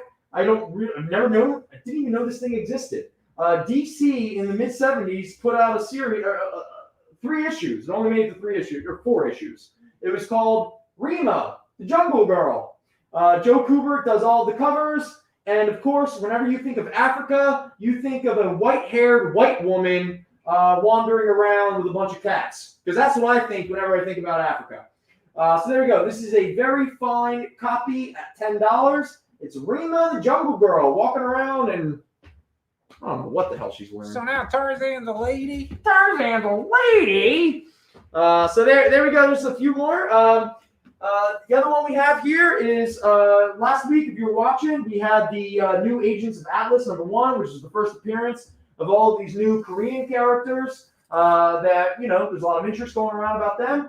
One of the big ones introduced in that book is one of the first to get her own solo series, and that is Arrow. So this is Arrow #1, very fine near mint at $6. It is also the origin of the secondary character Wave, who was also introduced in New Agents of Atlas. So there we go with that one. Let's see what else we have here. We got, they can't all be superheroes. So here we go. We have Chilling Adventures of Sabrina. This is first print, issue #1 by Hack. This is the gatefold cover. So when you open this up, it's the second cover inside. Very fine near mint at $10. All right. And then we have Chilling Adventures of Sabrina, number 3. This is a very fine near mint copy at $8. It is also the first appearance of the devil in his goat form, which anyone who's watched the Chilling Adventures of Sabrina Netflix show, you will know what that is about. And we have a really cool movie homage cover. This is Chilling Adventures of Sabrina, number 4, the Carrie cover. Very fine near mint, $8. And then we have Chilling Adventures of Sabrina, number 5. This book is rare. I don't know why this, of all books, is one of the rare issues of this title. But this is a very fine near mint copy at $15. All right. And what are we doing for time, man? I think, we can take a little break now. Are we doing a break? It's a nice stopping point. Okay, man, we're about to do a break. But when we come back, it's going to be our final segment. And the final segment is just going to be variants. We're going to do just a whole, no lightning rounds, nothing like that. But I'm going to clean off all this stuff. If you have any questions about any of the books that we've talked about on the show, let me know. I can pull anything out, whatever. But for now, when we come back, we're just going to do tons and tons of variants, okay? So we'll look forward to you when we come to, we'll see you on the other side. See you at the other end.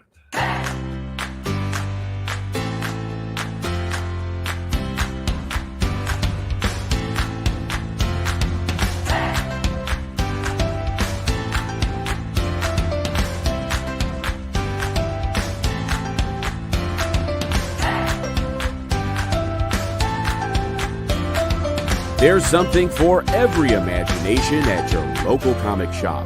Visit ComicShopLocator.com to find a store near you.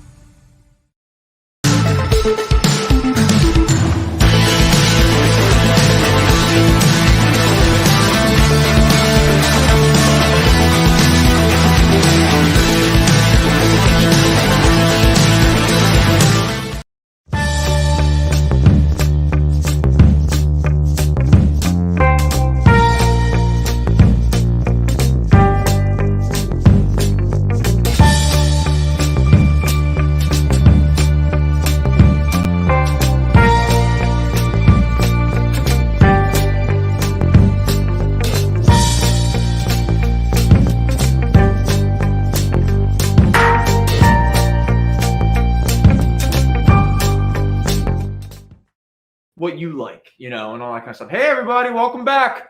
So like I said, again, we took everything down. So if there's anything from previous segments that you're interested in, you want to see again, let us know. We can find them for you.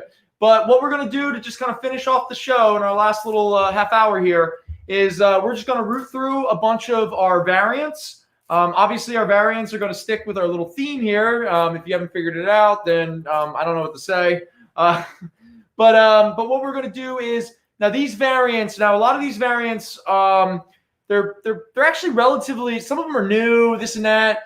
So unlike variants we've done in the sales in the past on the experience where we've done like $5 variants, we're going to do half off variants. But the half off is going to be rounded down. So if there's a $15 variant, it's going to cost $7, not $8. Okay?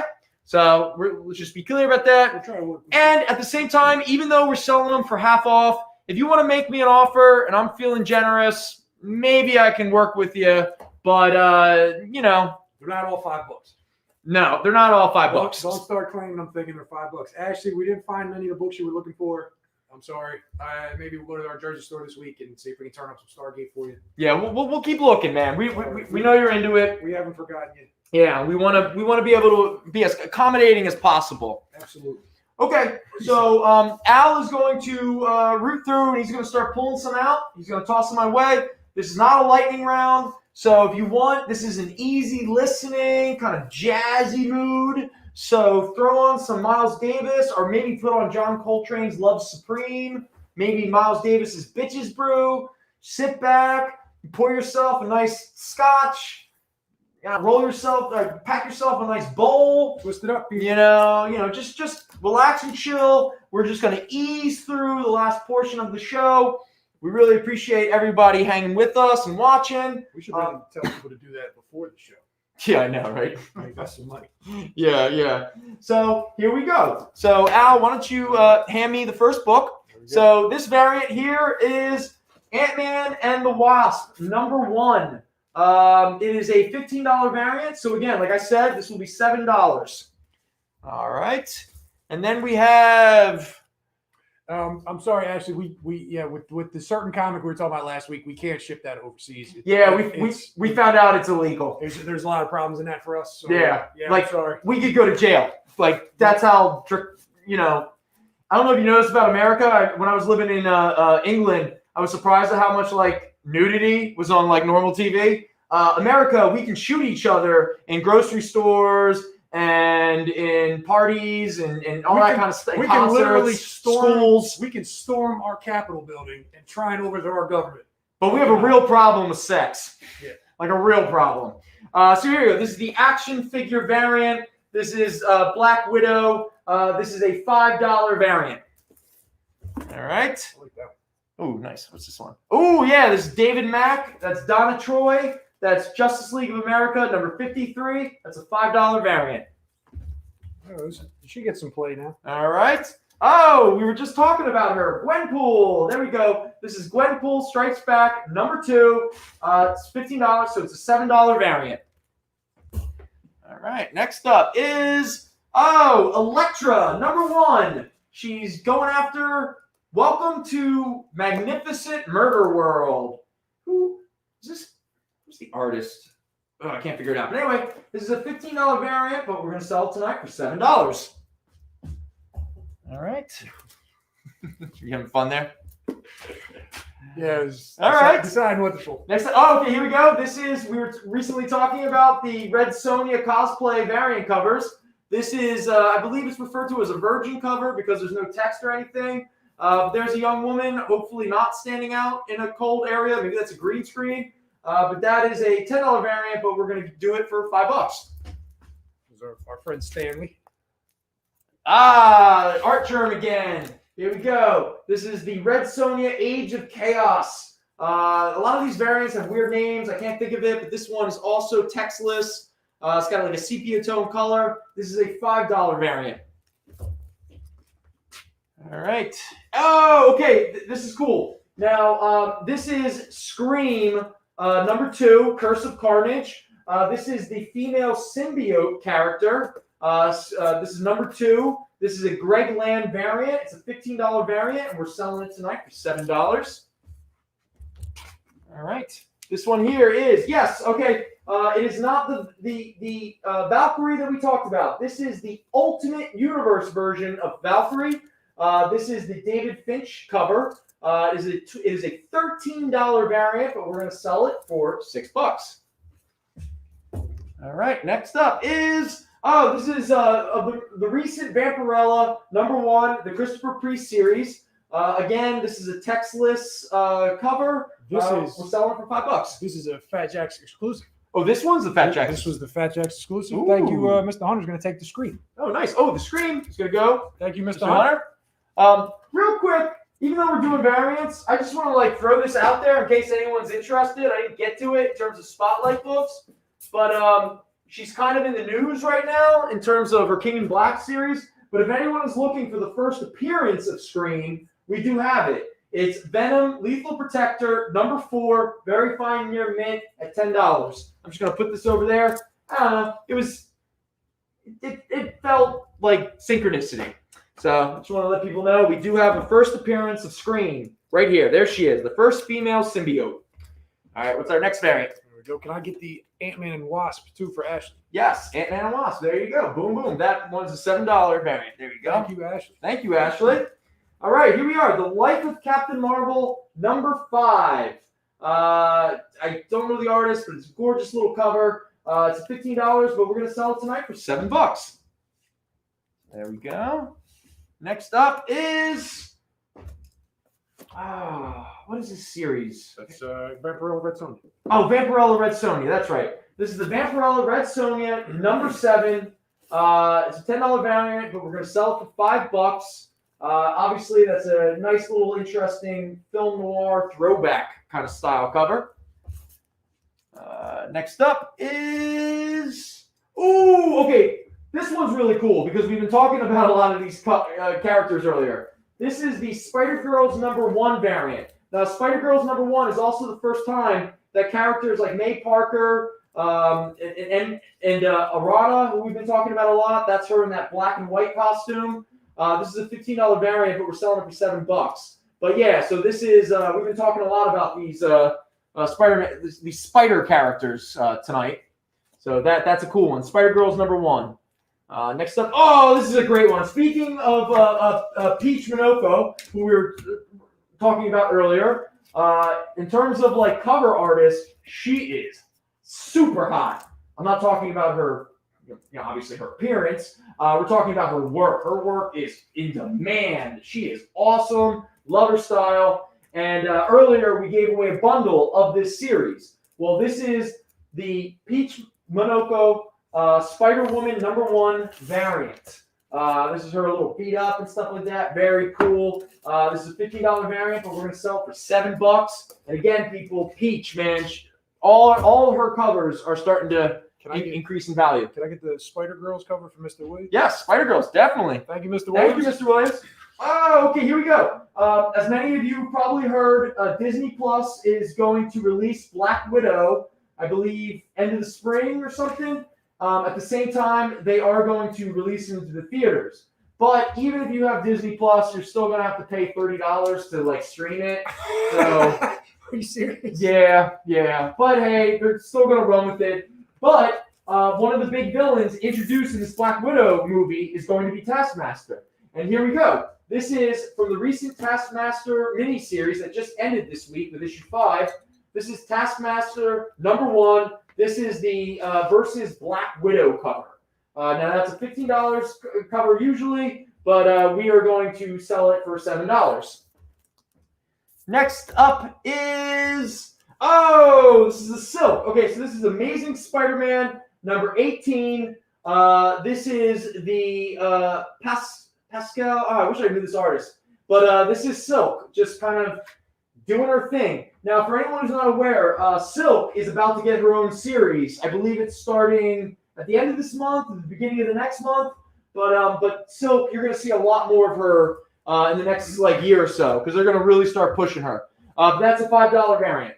So shout out to Eric in the chat, Mr. Regina. Thank you for joining us. I'm afraid the Spider-Woman Moko is claimed already, but we'll see if we can get you something else that you want. Yeah, can't promise. Some of these variants, there's a couple we might have some doubles, but most of these variants we only have one. But we have something for everybody. Yeah, we try. We try at least. We'll do our best. All right, next up is the Iron Man Generations issue. This is the Ironheart. Tony is obviously hanging in the back, but the main draw of this cover is our sweet, sweet Ironheart. $15 variant, but we're going to sell it for $7. All right. This is, this is another David Mack variant. This was Supergirl. Justice League of America, number 45. This is a $5 variant. All right. All right. Bear with, we're going slow because it's just Al and I. I need him to kind of like feed me the variants, but we also want to keep up with when people purchase stuff. So before we do that, book to Ashby in the chat, Ashby purchased some things a couple weeks ago And hasn't received any kind of invoice. So Ashby, let's start. Yeah, so we actually have a new email that we're using now. I apologize if you didn't receive your invoice. A lot of people ran into that problem. So our new email. So okay, real quick. Let me make sure his stuff's still here. Yeah. First, all right. So Al and I are now handling. So we have a new email address. It's fjccshow@gmail.com. Obviously, Fat Jack's Comic Crypt Show@gmail.com. fjccshow@gmail.com. That is the direct email to Al and I. And we're now going to try to handle the shipping and stuff like that. We'll just deal with it to take the burden off of everybody else. Yeah. Ashby, your books are still here. If you could just hit up that email, give me your contact information. I'll be in touch with you this week. We'll get your books out by the end of the week if we can. Yeah. Now, this past week is the first week, like this past show was the first time we had this email. First time we've done it. We've already shipped a couple books out. So to Mr. Regina, your books actually went out this week also. It's going to take a little longer because you're a little further away, obviously. Mm-hmm. But, baby steps, people. We're trying. Yeah. Thank you very much for your patience. We appreciate everybody's patience, Ashby especially. To everybody that's emailed or looked for invoices and just haven't gotten them, I apologize. Something happened. We weren't getting the emails. We got the best excuses that you'll ever hear. Trust me. And if you want them, I'll email them all to you. Oh man, if we're good at anything, it's excuses. It's excuses, people. It's never taking personal responsibility for anything. Shout out to Emiliano's in the chat. Emiliano, what's up, buddy? Good to see you, man. But again, for everyone who's claimed books and hasn't heard anything from us, we are correcting that now. So please reach out to us on fjccshow@gmail.com. That's an email that Al and I are checking in, and Al's handling on Mondays and Tuesdays. In terms of payment, right now, we're doing credit cards over the phone. Credit cards over the phone on Monday and Tuesday only. Or we can, if you want, we can email you our PayPal link. Yes, so we'll email you a PayPal link. Right now, those are only our two ways of doing it. Hopefully, we'll get some more. But right now, yeah, that's what we're doing. So if you want your book still, this is the process we're gonna go forward with. So I hope that helps. Or if you're in Philly or in Jersey, we can hold the books here for you, or in our Jersey store, you can pick them up there. Whatever's easier. We like I said, we're trying to work with everybody. Yeah. And shipping, especially in the continental U.S., we're still around that $7 mark. Yeah. Okay. So moving on. So earlier we were talking about the Gwen Stacy variant covers where you got Gwenum, you got Gwenpool. This one's not as popular, but still, this is Cap Gwen. So there's our Cap Gwen variant at $5. All right. Next up is, it's Prez #1, but it's female Prez, not the old '60s male Prez. This is a $15 variant, and we're selling it for $7. All right, next up. Ding, ding, ding, ding, ding. Oh man, again with this shit. So we haven't had one of these for quite a few weeks, and this comes to us from Lord Howard Hertz himself. This is for a segment called "Can Brendan Sell It?" And that's Mr. Howard Hertz's trademark. But it's not. It's not. He priced it at $5. So if you can sell this book for $5. All right. So this is a $5 book. I don't know. Man, I cannot believe they did this. All right. First of all, Greg Fox, I really hope you're still out there and you're an active artist because, God, what is this? Okay, people, I'm really actually taken by surprise here, so I don't know what to do. I don't have a good. All right, so here we have. Most of you might be aware that, especially during the 70s and 80s, there was a line of comic in the 90s too, big time in the 90s. Probably more in the 90s. I think more in the late 80s, early 90s. Yeah, thank you. That's right. It was late 80s, early 90s. It was a series of comics called rock and roll comics. So every issue was about Led Zeppelin or Black Sabbath or. I don't know why this one's magazine size. I don't know why this is magazine because size. These dudes are so rock and roll. And it's issue number 2. Well, they're of course rock and roll. One of them's wearing a leather jacket. One of them is wearing rolled up capri pants. Wait, they got 2 issues? One of them has ripped up jeans. One of them is doing the put your foot up and lean against the wall. He's getting a kiss. Oh, yeah, without a doubt. I mean, one of them is so cool that his hair covers up his eyes and he can't see anything. So for $5, this could be yours. Rock and Roll Comics from Revolutionary Comics, issue number 2 of the coolest band that has ever come out of America. And if you have a satin jacket with their initials on it, you can have the book for free. You can have the book for free, but you have to send us a photo. I'm looking at you, Ed, because I know your wife is a fan. And that is Rock and Roll Comics number 2, starring the new kids on the block. Now, again, people, I know there's glare and everything, but look at these idiots. I mean, again, why is he squatting? Like, the main guy's squatting. He's got a stomachache.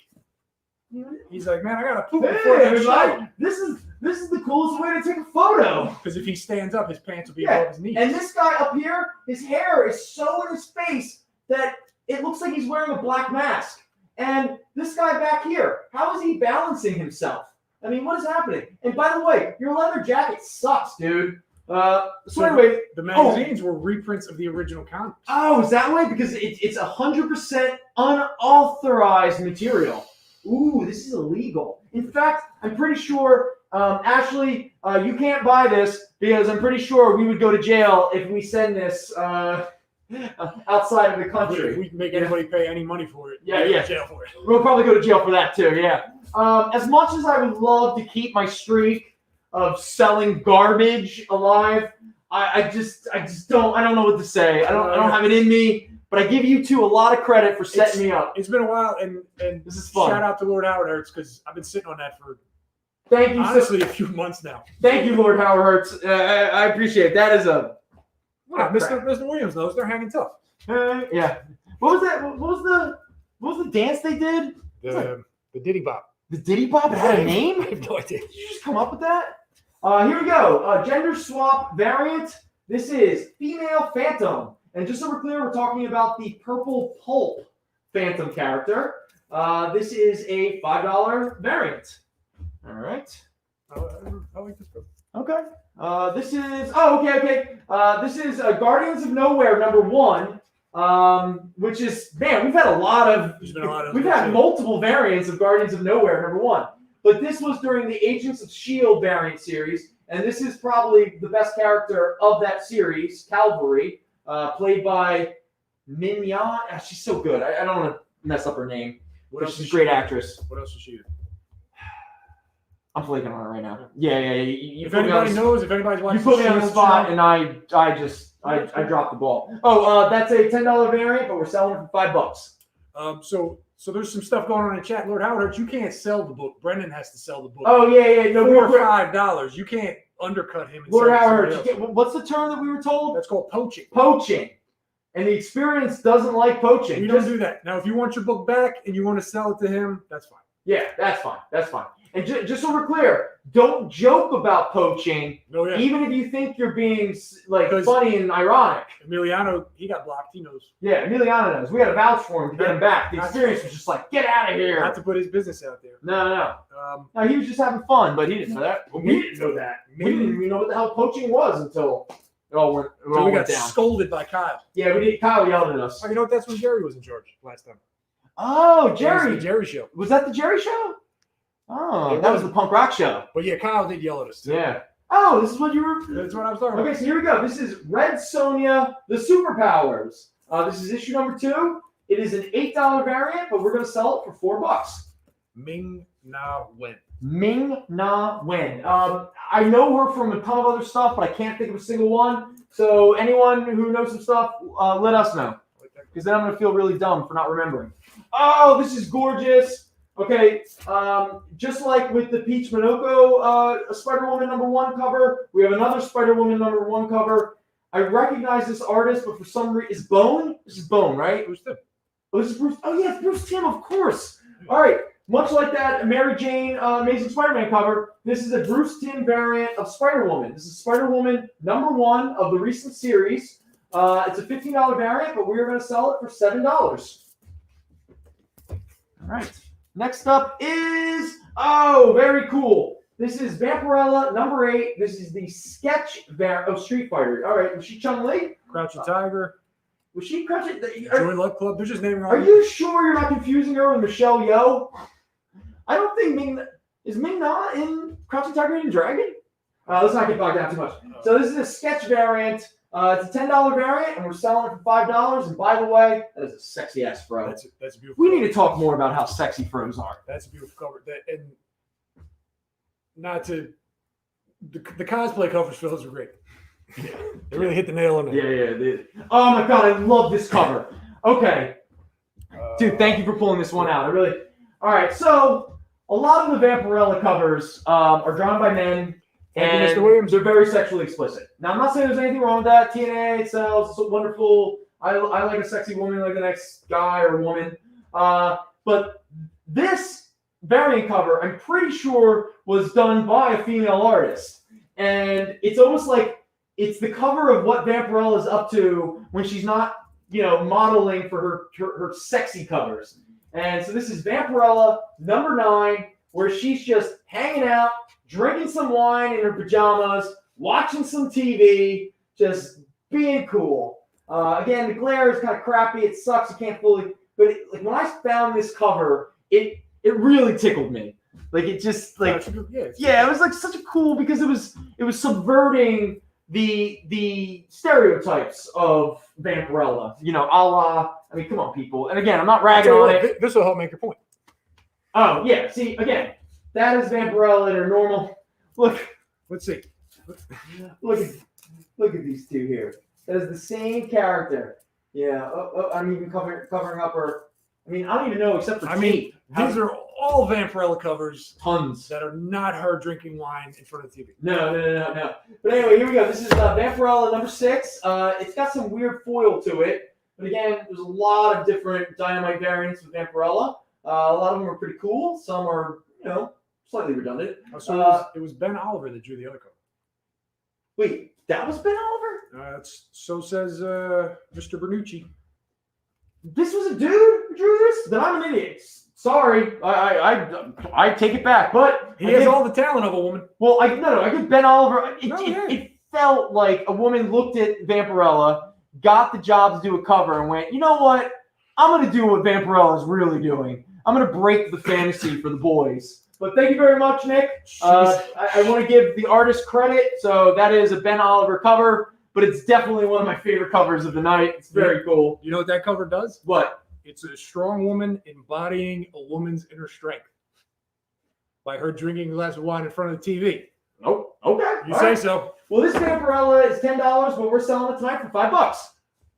So what else do we have? You need more covers. Yeah, I need some more. You need more covers, big guy. Yeah. Oh shoot! Wait, no. Is it? Are we getting almost to the end? It's time to go. Is it really almost? Okay. Yeah, we got 5 minutes. Oh, 5 minutes? Okay. All right. Well, you want a couple more? Yeah, let's do a couple more, and then we'll. Mr. Regina's going to take the blue foil Vampirella. Oh, very nice. That's that one here. Thank you, Mr. Regina. Thank you. Appreciate that. $5 for you. What a deal, man. Again, none of these variants are on sale when it's when it's just the normal working hours. No, don't come in here during the week looking for you. Yeah, but if you're only during the experience, are we doing exclusive sales on variants? Okay, so if you see a variant here, or you watching us after the fact, and you're like, "Wow, it's a really cool variant. Can I get it on sale?" We'll be like, "Sorry, you should have watched us while we were live. That's how you get the sale." And then we'll be like, "Get out." No, we would never say that. We welcome everybody. Can I get the wine drinking cover as well? Yes, there it is. Thank you, Mr. Thank you for buying that. That is an awesome cover. I love that one. It was very cool. All right. Good stuff. Very fun, everybody. It's been enjoyable. Do we have maybe one or two? Let's do one or two more, and then we'll start to wrap it up. It works.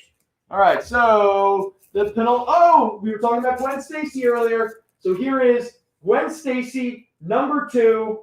This is the variant edition. This looks like this is an Humberto Ramos cover. It's a $15 variant, but we're going to sell it tonight for $7. All right. And then next one is, yes, this is a Stormbreakers variant. Juan Cabal. This is Captain Marvel, issue number 25. It is usually a $15 variant, but we are selling it tonight for $7.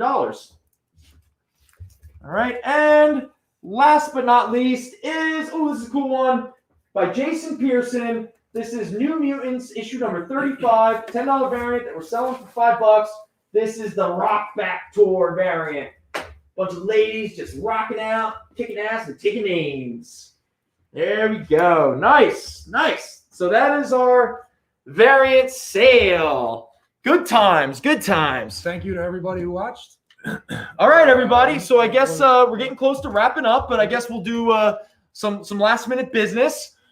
So first off, we want to let everyone know it's Easter Sunday next week, so we're taking off. So we won't be on air on our local show or on the Experience, but we'll be back the following week. Yes. So we hope to see you guys again and all that kind of stuff. But to fill that void, because I know you guys just can't get enough. Tomorrow from 12 to 1, and then from 4 to 6, we'll be doing a show live from the shop again on the Comic Book Shopping Network on Facebook. So you're gonna have to go on there and register if you want to make purchases. It's not quite as loose as this is. Oh yeah, we did forget to say that. Yeah. Yeah. So you have to be a registered member to purchase. I mean, you can watch the show all you want, but if you want to make a purchase, you're gonna have to register with them on their page. I'm not quite sure what that entails, but I'm pretty sure if you go to Facebook.com and you look up the Comic Book Shopping Network, and it takes you to their Facebook page, I'm pretty sure there's like a button or something that allows you to join the group or become a member or register or something like that. So just in case, if you just want to watch Mike and Al talk about comics and stuff, you can do that, no problem. Yeah. But if you're interested in purchasing anything before the shows, go to the Comic Book Shopping Network Facebook page and register. So once you start watching the show, if you see anything that Al and Mike bring up that you want, it'll be there for you. Just let us know. So that's tomorrow from 12 to 1, and then from 4 to 6, and then 4 to 6 on Tuesday as well. Okay. And just so everybody knows, we have changed the store's hours. We're closed on Mondays now, and we open 12 to 6 on Tuesdays. Okay. So it's a little different. You can still pick up your DCs early if you want on Tuesday. But yeah, I think that's pretty much it. That's all I got. That's pretty much it. If anyone in the chat, if you guys have any last minute questions or anything, let us know. Let us know. But if not, I guess we're kind of wrapping it up now. Thank you to Jerry for, I don't know if he's filling in or if he's taking over for Kyle on Sundays, but thank you to Jerry, and thank you to everybody for watching. All right.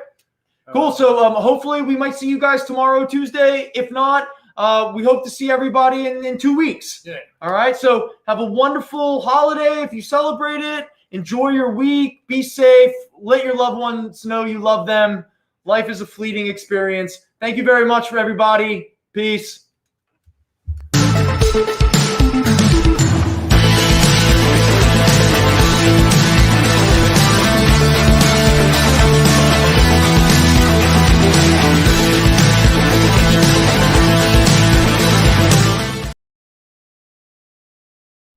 It's what we do in the comic shop. It's what we do in the comic shop. When we power down those neon lights in the back room, we're still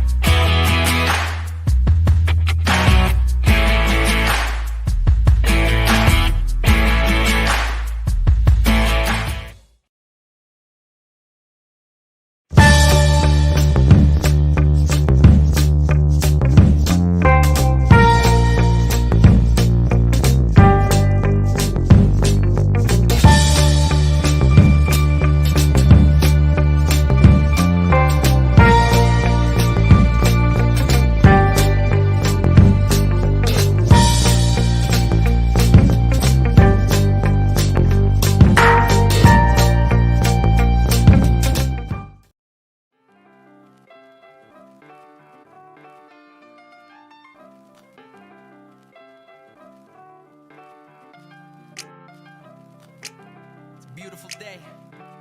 Just gonna jaywalk across Spring Garden. Yeah. I grew up by the library, next to Winston Churchill, eating pizza every day like some Ninja Turtles. The kid who burgles from St. Pat's to Gus's Pub at the Public Gardens, feeding ducks Bud the Spud. What's up, cuz? A Grace baby in the place, y'all. And like Glace Bay, he loves baseball. From the Commons to the Wanderers grounds, and you know I feel weird when no water's around. Down at the harbor front where I used to dishwash. Before I quit to get a job pulling rickshaws, I was spitting raw, just a kid from the peninsula. You might have seen picking up liquor on Agricola, the particular deliverer of the Mail Star, hopping fences, hanging out at the rail yard, or a pier, just watching the harbor hop and feeling fat, like Miller's old barber shop. That time I need to smile and relax and put my mind on the facts. Hey comic fans, thanks for tuning in to a comic show to save you time and energy. So you're, oh, there you are. You're live. Whoa, I'm live. I thought they were playing the thing. I saw Booster and everything. Yeah, I saw he has a whole Booster too. spiel. He talks and explains stuff. What? Oh, my Yes, your freaking phone. Yeah. And you put it right next to the microphone so that You're goes more. right. You're right. You're right. You're right. You're right. Okay, I'm in my warehouse. Yes. You can't tell. I'm in my warehouse. How can I just even turn this completely off, dude? Yeah, take care of that. Go do your stuff. All Go right. do your thing. Okay, so I'm Aaron. This is the warehouse. Is the sound? No, sound's off on that. Okay, and this is a comic shop on a comic show. It is Sunday. We set up this whole studio for the first time. We had more problems with the camera. In fact, this isn't the camera. This is the laptop camera. We got the mic to work, but my computer did an update Brian didn't get it back going. Brian just closed Windows and stuff. Oh yeah, I gotta close your stream guard. You gotta run it. Yeah, man. So anyway, this is a comic show. You claim something by saying what it is here. You know, I don't have letters. This is a more intimate show. I am standing up. I'm not sitting down. Oh, I'm wearing the Invincible shirt. I'll get to that later. So just say it, and I know who it is. You need that shirt. I hear you. I hear you. Hey, what's up? What's up? Yeah, this is the warehouse. Yeah. So this is the first show from the warehouse. first show from the warehouse. That is weird. Definitely weird. So did anyone watch Invincible? I freaking loved Invincible. I watched all 3 episodes back to back to back, like at midnight when it first dropped, on the 26th. And it exceeded my expectations. In fact, Kirkman, I don't want to say fixed something from the original, but made the flow better for the viewer. And I don't want to say it because if you haven't seen the first episode and the end of the first episode, you would know what I'm talking about. But dude, it is so good. It is so good. I love it's like peeing your pants on purpose. Untensing a muscle, landing from superhero flying is like untensing a muscle. But you spend your whole life not trying to fall, not trying to untense that muscle. It's like trying to pee your pants on purpose. It was such a Kirkman-esque thing. I loved it. So anyway, that is the long-winded way of saying anyone that buys anything on this show will get a free Invincible tote bag, with one each of those things. And you want to show them the button set. Now, this is a 3-button set. It's all 3 of those character button set. You get that, you get the tote, and you get the Art Rosenbaum sewing kit, complete with a contest, right? Yep. Yeah. So you'd get the bag and the buttons, and that's what you get. And we'll have enough for however many people. I only brought 1 bag, but you could see, Brian, there's a lot of buttons and whatnot in that bag. Yeah. The rest of the bags are back at my office, and some are at the store because we've been giving out at the store as well. So anyway, Invincible, cool. If anyone wants any Moon Knights, just say so. Mr. Reeves. Okay, cool. And if you're new, click that tiny URL, fill it out so we know who you are and how to invoice you.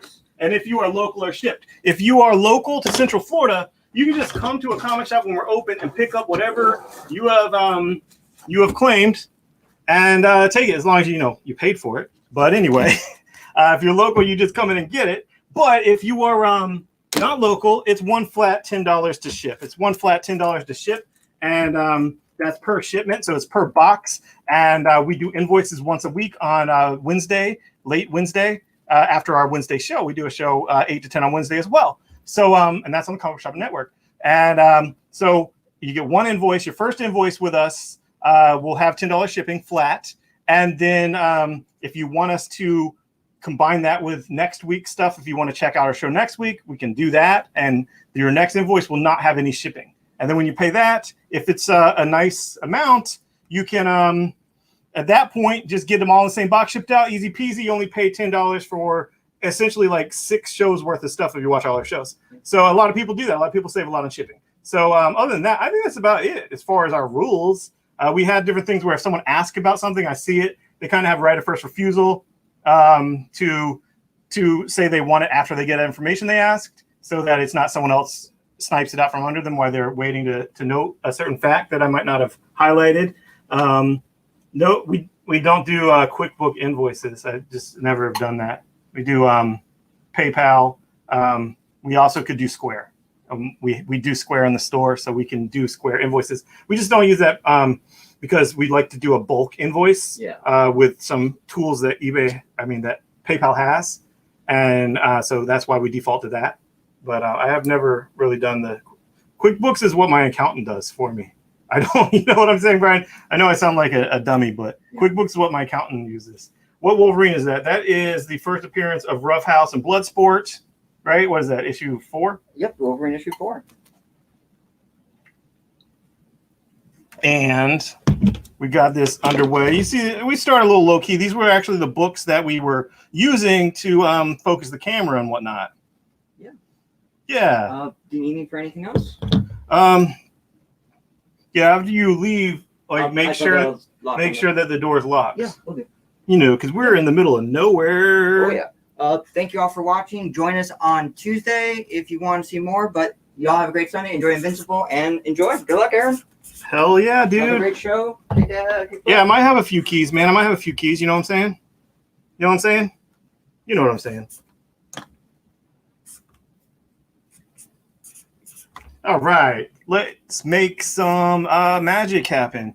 This is Moon Knight number 35, double-sized issue featuring the X-Men and the Fantastic Four, newsstand, and we had that for $8. Taking that down, you know, and I'm just gonna put down like a minor key, minor key. This is a 5.0, and I know it's a 5.0.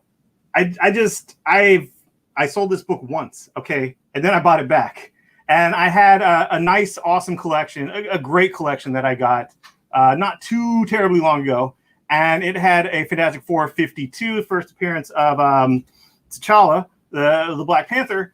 And I said, this is a 5.0. This will absolutely press into a 5.0. And that dude, what's up? I want to see if this one goes. And that dude, oh, you were just curious? Yeah. And that dude, his name is Paulson. He's on my shows a lot, the Shield's Robert Paulson, right? And it came back a 5.0 exactly. Now, these that I sold as 5.0, I was like, these are mid-grade, solidly 5.0, direct in the middle. Now, with this, the guy sold it back to me, and I know what it is. It is that was Sean that sold it back. So this book has been steadily going up since Disney successfully acquired Fox.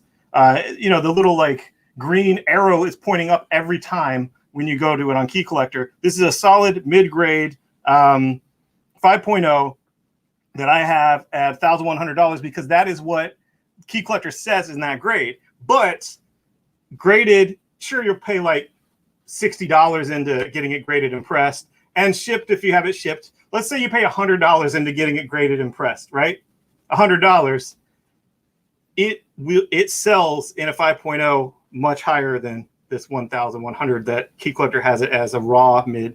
But I can understand, like, maybe that's cool and all. I have Invincible 8 that's signed by Ryan Ottley, Invincible 8 signed by Ryan Ottley near mint.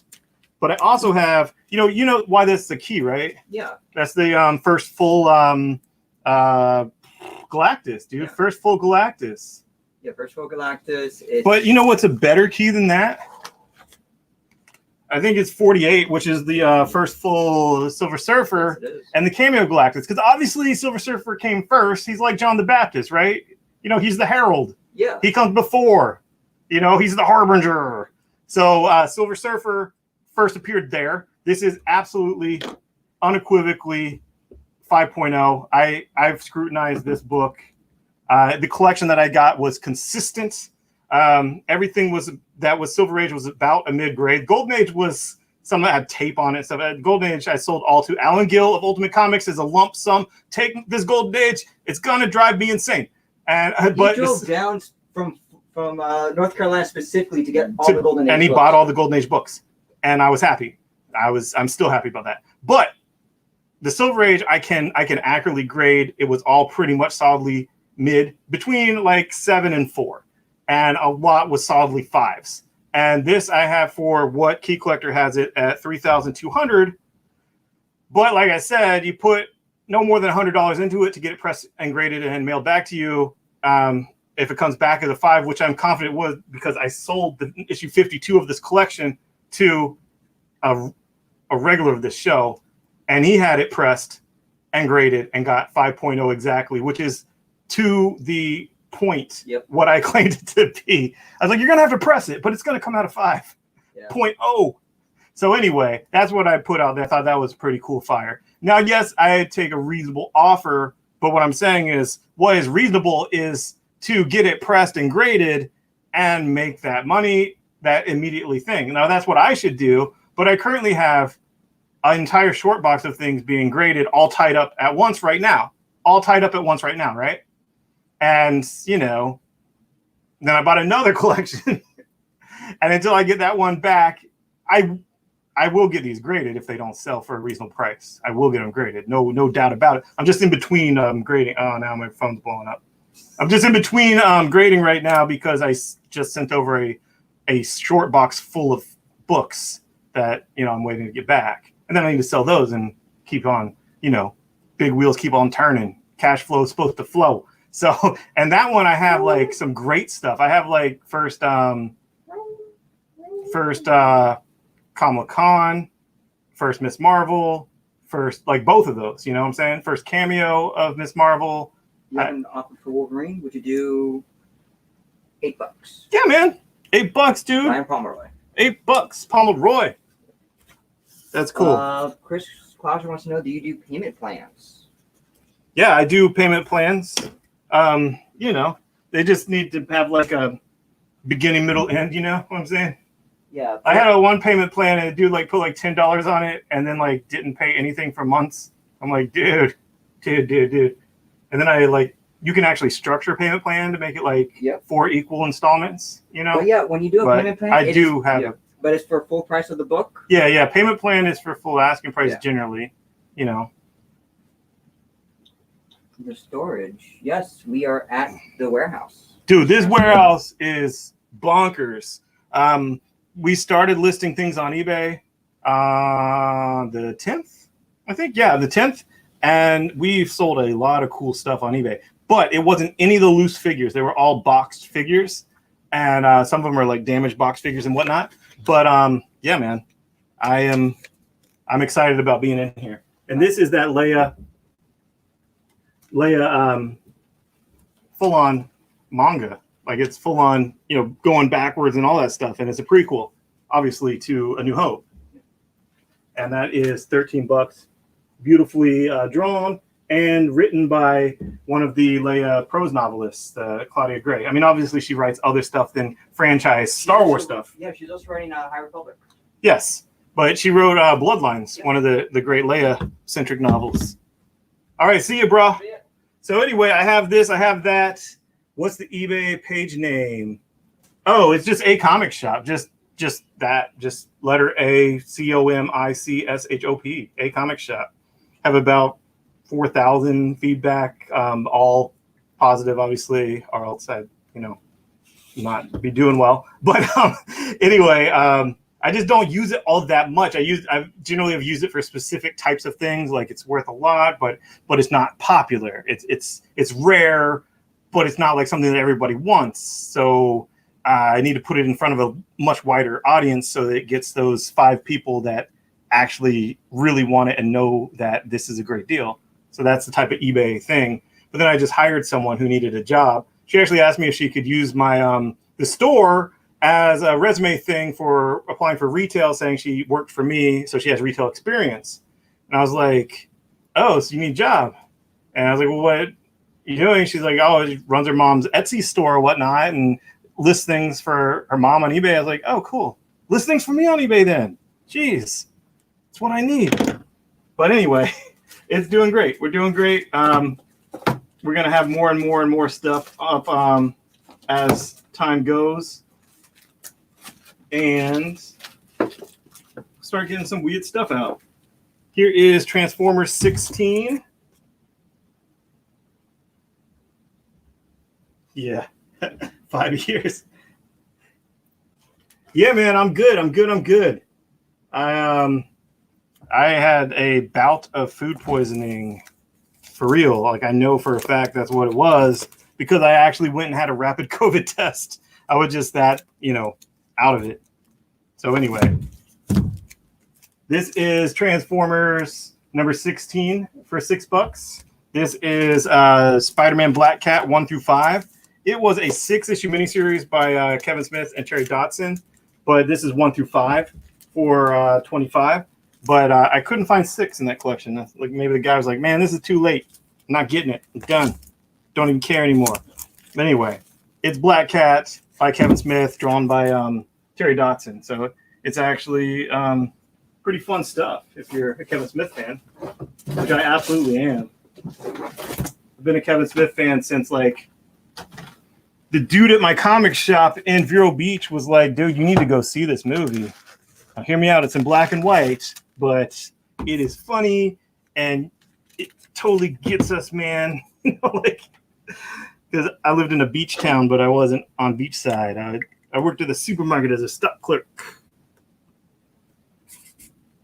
I have a copy of TMNT Best of Michelangelo. Love these covers. Love them, love them. Take down this Invincible. This was Invincible number 8. It is a near perfect copy, signed by Ryan Otley. I had it for $70. Number 8. It's a key. It's nice. Taking it back. All right.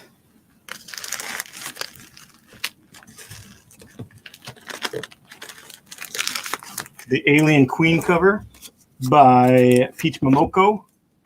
It is Alien number 1 by Marvel. And that is $5 cover price. You have a couple of these left. Alien has sold really well in the store. All right. Guess I'll take these down. But that one, I think that just jumped in the last week, actually, in on Key Collector, like this specific issue. I would take a reasonable offer on that, but this is what it is worth in mid-grade. Once it's graded, it'll sell for higher. And then this is issue 48, solid 5.0, solid mid-grade that I had for that price. And again, I take offers on one or both. Brian said we don't take offers on payment plans, but I could make an exception for something this ridiculously expensive, as long as it was reasonable. And I wouldn't be like, "Nah, dude, I should just wait and get it graded and then sell it on eBay for whatever the heck people are paying for a 5.0 on eBay." This dude is like $70. He is a, I think it's 14-inch Playmates Ninja Turtles. He has some paint rub here and there. Not much though, but slight. You tell he's played with. The feet obviously were on a sidewalk playing with it. Doesn't have his gun, but most of the sold auctions I saw on eBay didn't have the gun. I think the gun might be in this gigantic collection I have, but I didn't come across it. And if I did, I don't know if I would have recognized, like, "Yo, this looks like a freaking huge Rocksteady gun." Or it's like, what crazy G.I. Joe 12-inch had this? I don't know, but I might not have it. And I'm not selling it with it because I don't have it right now. And I might not even have it. But that is cool. Giant Rocksteady. He is $70. 49 for 800.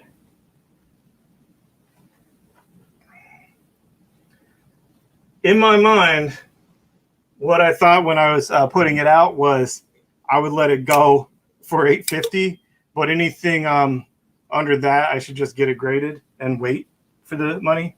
But in my mind, I said, hey, I'd let this go for $850, but any lower than that, I really should just wait for the bigger, slower money. But what's up, Joey?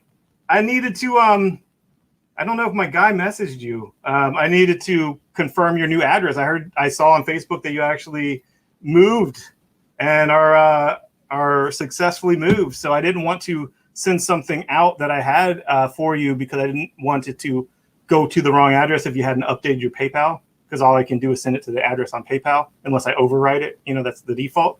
So yeah, man, hope you're doing well. I have something for you to go out. I just saw that you had moved because we're Facebook friends. And and I was like, oh, I need to ask him for his new address. And I was like, Lucas, ask him for his new address. Well, I guess I didn't have. Maybe it did. I don't know. Did you show Netter yet? Was Netter asking about the Fantastic Four? Was he? I know someone was asking about it at the last show. Was it him? I don't know.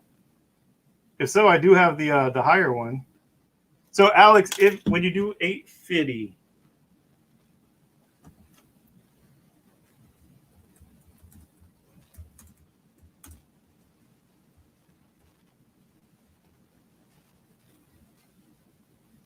And then, yeah, dude, I'll put this dude out.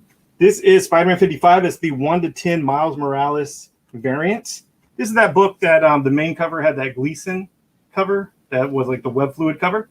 So this is 60. It's near perfect 9.8. And it's the Miles 1-10 variant. And the CGC 9.8. It's almost impossible for me to get these without a glare, unless I have, an assistant, a filthy assistant, which I don't have right now. He was here, but it's Sunday night, and he works tomorrow, and he doesn't work for me full time yet. That's Brian I'm talking about. He was here earlier, setting things up. Here is Web of Scarlet Spider 1, 2, 3. And 4. 1, 2, 3, and 4. 4 says last issue, so that is the whole Web of Scarlet Spider 1, 2, 3, and 4. These are all in VF to near mint. I mean, probably all near mint minus to near mint. And they are $18, so that's all 4. Some really cool 90s colors, neon colors, and whatnot on these covers. Real retro look. Pink. And those neon colors were actually only on the direct. The newsstand ones had more like regular traditional color tones, which I don't know if that was because it costs more to use that other kind of ink, or if because they thought newsstand people would be like, yo, why do I want this? This looks weird. Why is they pushing this weird color palette? So anyway, this is Michelangelo's one-shot Best of Michelangelo. Nice minimalist cover. And it's $6 cover price. I think that's the last one we had. We sold like almost all of them on just one show, on the first show we put them on. What else do I got here? Some goofy stuff. Here is Black Canary number 6, the Looney Tunes variant, where she's in a lineup that is in near mint, and it's $10. I saw past eBay auctions selling for that plus shipping and whatnot. Yes, man. Yeah.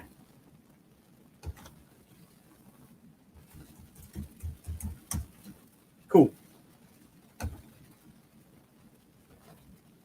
Still got those Harley number 1 variants. I didn't grab them from the store, but yeah, they were $15 each. And it's just me here at this Sunday show. So I'll probably start scheduling someone, because now it's not at my house, in my home office. I don't really want people in my house possibly being loud when my kids are sleeping in my house. My office is, separate from the bedroom area, but still people coming and going. It doesn't have a separate entrance. But here, can have someone here helping me, which would be very helpful right now. Yeah, no, I have everything set up fine. I just, Sometimes I need help staying on task and that kind of corniness, you know. Sometimes I just get weird. I'm going to put up some stuff right now. Here is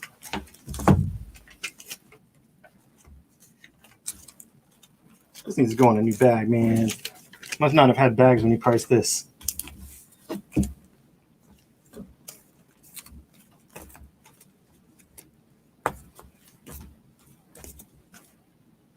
I have Thor, God of Thunder, 16 through 25, except it is missing 24 or 23. That's weird. I don't want to do that. I don't want to do that. That's confusing. Horrible. I'm going to do 16 through 22.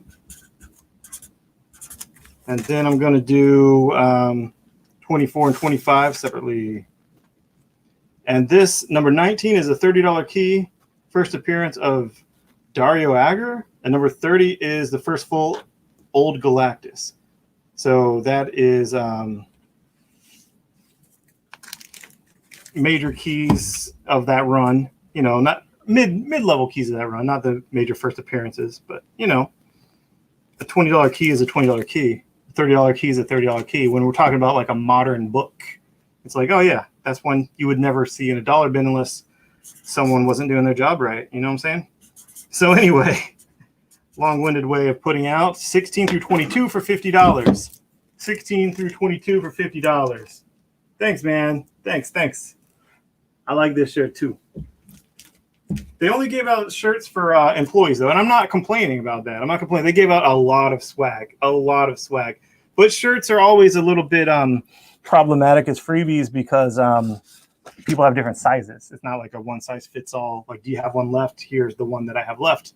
So I like that we got the shirts, but they only had enough to give like 2 of each size for, and so they were earmarked for employees. And I was like, well, you know, who are them to who am I not to follow their rules when they're the ones, you know, providing me with all this amazing swag. And also, not to mention that awesome show.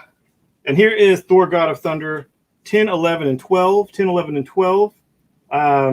12 is first appearance of Ross Solomon, a $10 book, and 11 is Thor absorbs the Necrosword, and that's a $5 key. So this is 10, 11, and 12 in near mint for $25. 10, 11, and 12 in near mint for $25, and that's what we got there. Do you have Fantastic Four 50? No, I don't. I think I did, and I already sold it like back in May or June, back when we were doing crazy shows. I know I sold Robert Paulson, who watched a lot of shows, the issue 52, and I'm just sorry if it seems like I'm bragging. I just like that I said it was great, and it was exactly that great. It just, I don't know, man. I know it's inconsequential in any scheme of things, grand or otherwise, but it still makes me feel like it validates my parking. You know what I mean? Like, I feel like, yeah, I'm good at my job. Whatever. It is what it is.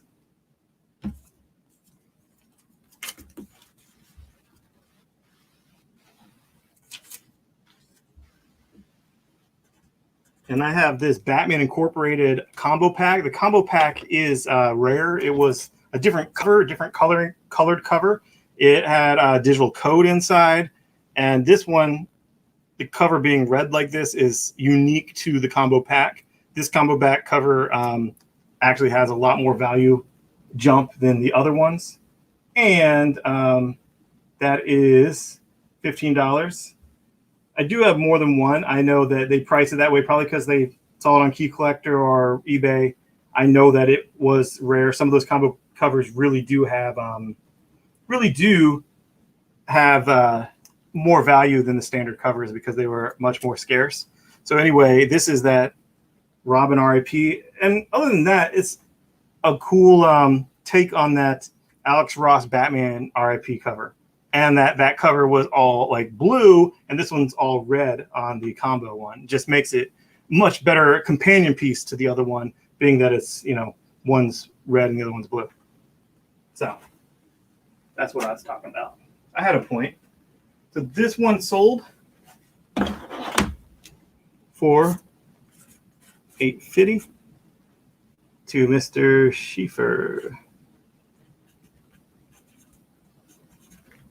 All right.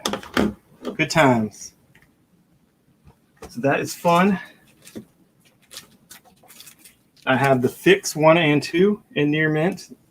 Image Spencer book. Corrupt Undercover Cops. The Fix 1 and 2 in near mint for $12.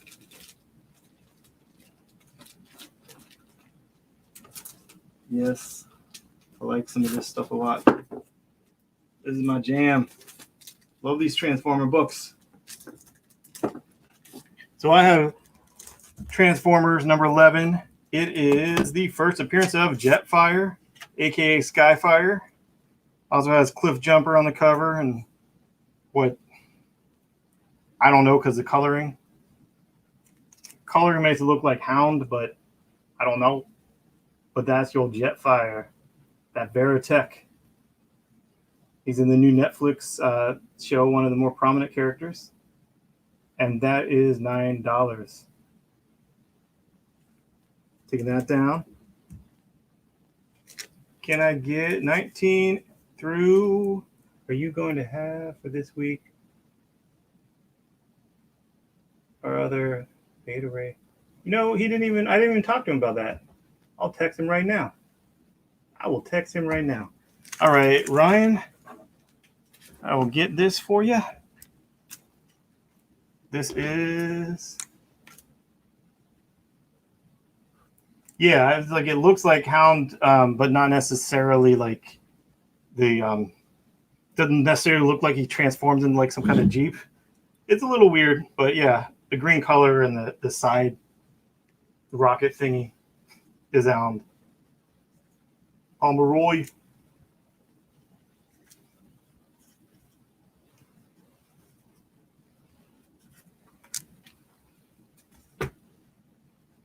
And I have Secret Origins Annual featuring the Teen Titans. This is like all the Teen Titans, all their teams.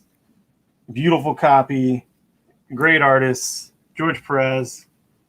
Love that cover.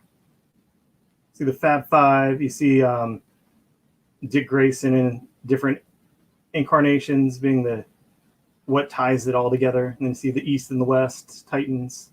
Just such an awesome cover. $5.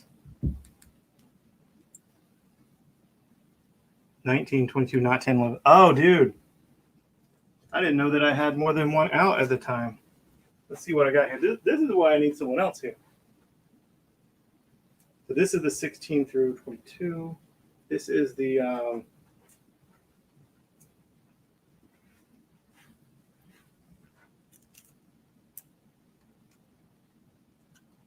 19, 22. All right, thanks for correcting me.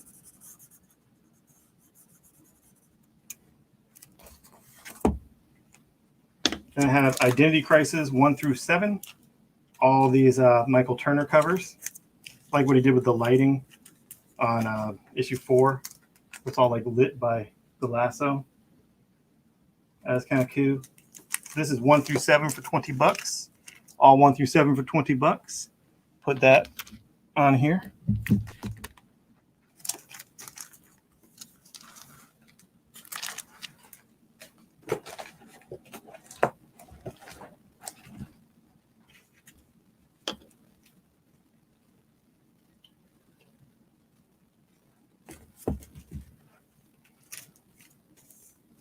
Well, since that is unbroken,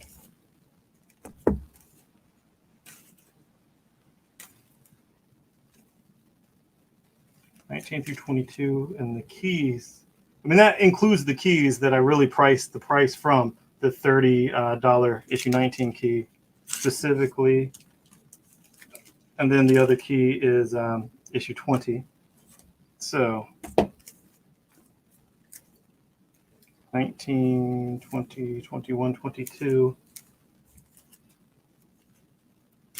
Taking 3 issues out of that set, but those are not the keys. Let's see.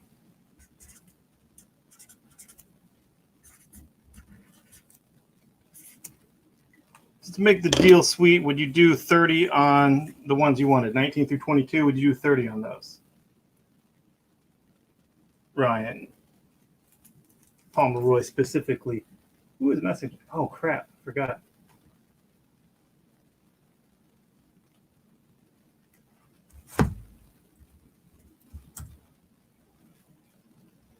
All right.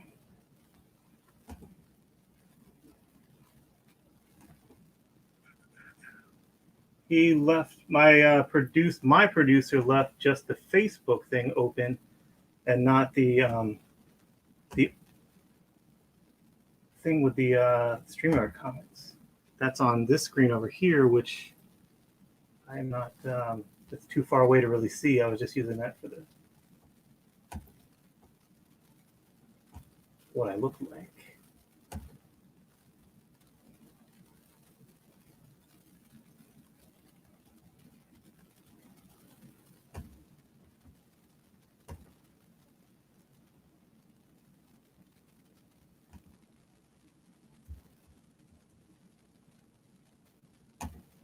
All right. 30 is good. Batman does go. Jim Lee run. All right. Sorry, now I got this. All right, we're going to go for our first break. Thanks, guys.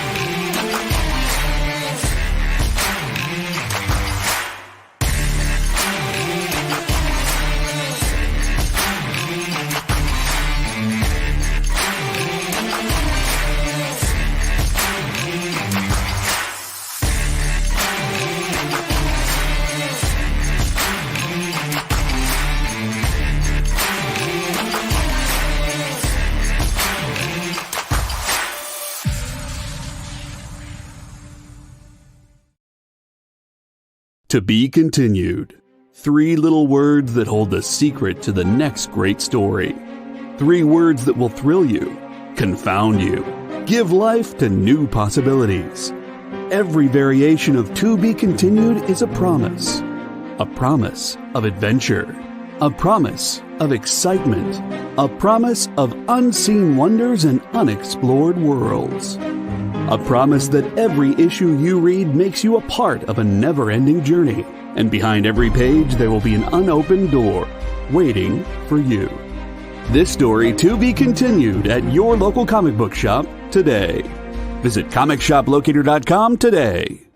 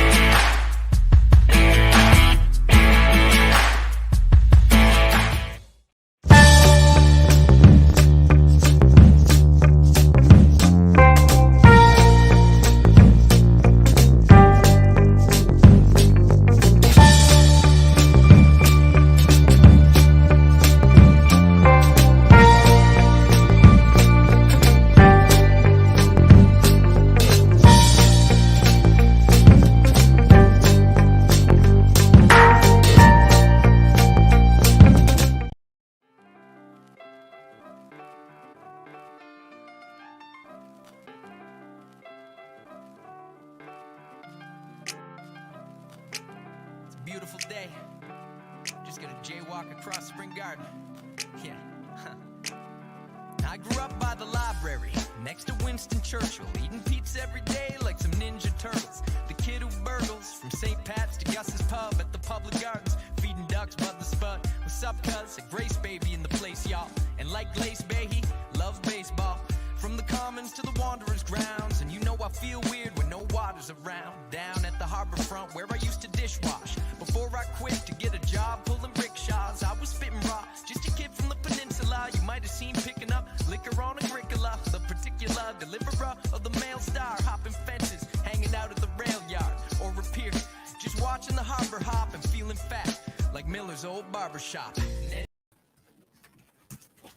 Oh wow, we're back. Oh dude, I had this on. Crazy. Got this.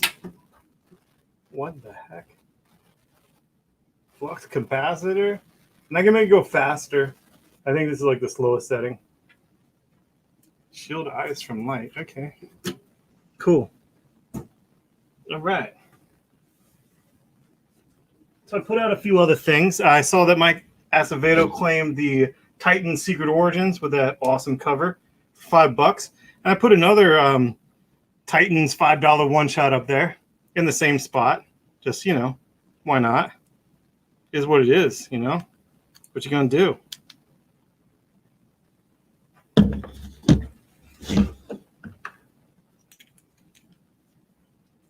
My invisible charging thing. Invincible. All right, so anyone that buys anything tonight is going to get a free Invincible tote bag. With the tote bag will have a button set with all 3 buttons. All 3 characters, Adam, Eve, Omni-Man, Invincible. And then you also will get the sewing kit. The Art Rosenwald Tailor Shop sewing kit. The phone number on it. Call that phone number. You can enter a contest. So everyone that buys anything tonight will get a tote bag with those 2 things inside of it for free. So watch Invincible. It's an awesome show. I really dig it. All right. So who said they want that? You want one? I'll send you one. All right. So can I see the RIP at the bottom? When I had that RIP out of Robin.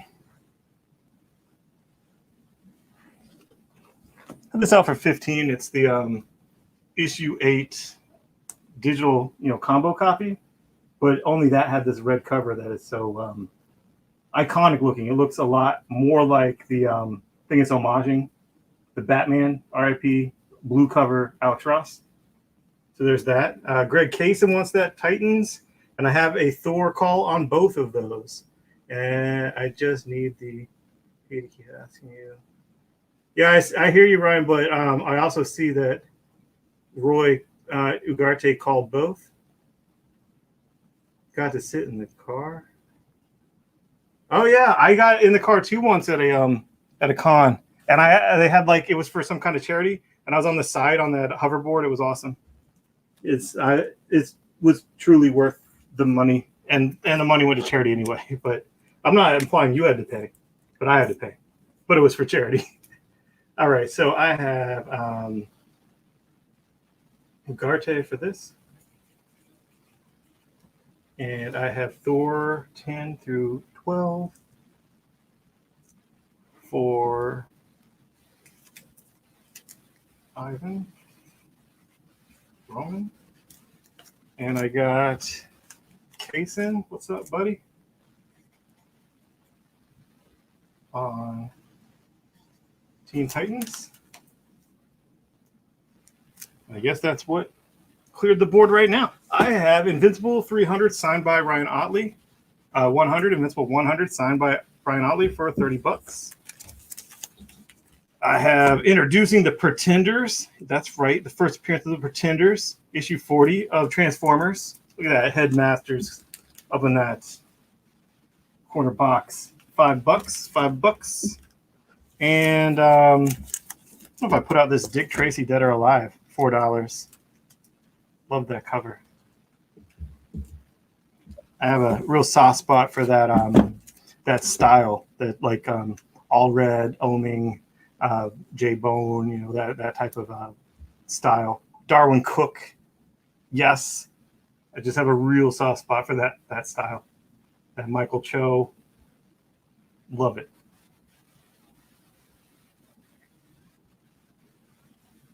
Francavilla even has that type of style, but with horror mainly. All right. Glad you're doing well, Greg.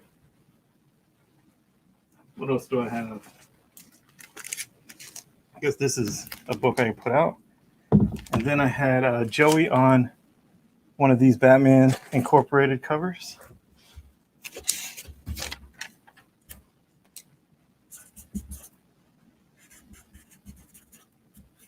Cool. Yeah, I got that. Can you show the key FF again? Oh, absolutely. Now you're my producer, bro. I understand you might be interested in buying it, but just say now you're my producer. Next week, everyone, the EXP, my producer for the EXP, everybody watching, I will have a producing employee in here next week. Now that it's in this warehouse, I can have someone be here. I can schedule them, and they have to show up or else they're fired. Because before, I just didn't want people in my house, and I didn't want to have to drive to the store back. It's like 25 minutes away. Here is that key. It's a 5.0. I feel confident in that. If you have this clean pressed, it will grade out at 5.0, just like the issue 52 from the same collection that I remember intimately. I looked at these. I sold these 2 issues to a friend, Sean, who sold them back to me, a friend and former employee who works at Disney now. And when the issue 52 of this same run came back graded, it came back at a 5.0 exactly as I, called it. So that's why I feel confident saying this is a 5.0. That is what Key Collector has it mid-grade now. I mean, it has jumped. Sure, it has jumped since Disney successfully acquired Fox. That key has jumped a lot. That's not my fault. But I paid Sean reasonable. He needed the money and he wanted to sell it, and I paid him. He made a profit on it from what he bought it from me back in like May or June, whenever I was selling it on the shows. So he made a profit, and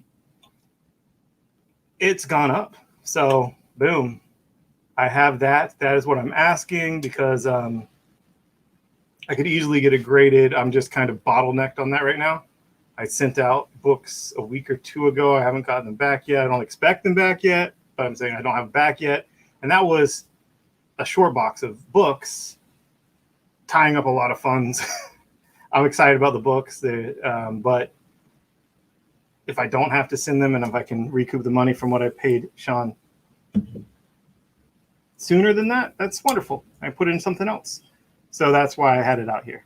And that's why I had it graded that. Mid-grade Key Collector has it at 3,200, so I put it at 3,200, and we can negotiate that. I sold the other one earlier today, issue, 48? I sold earlier, and I had that marked at 1,100, which is what Key Collector had it for mid-grade, but I sold it for 850.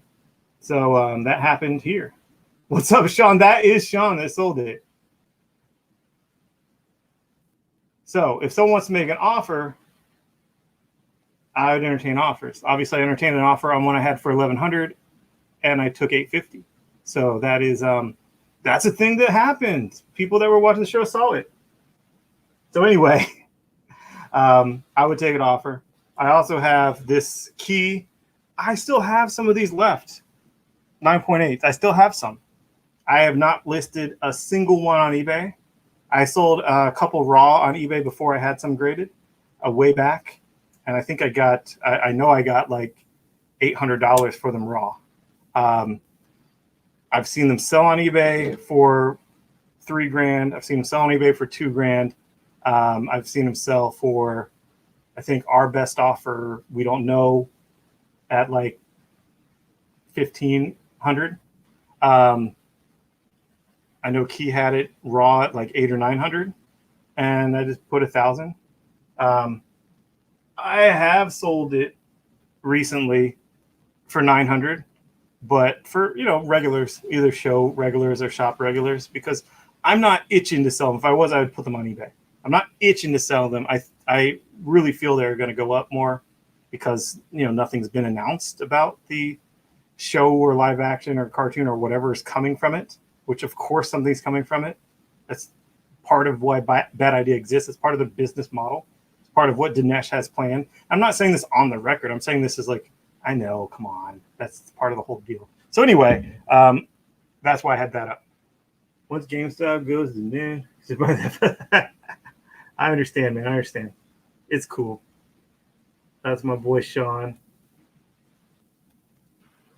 Cool. So what I have out here right now is this Invincible number 100 signed by Ryan Otley for $30. I take an offer on that at 16.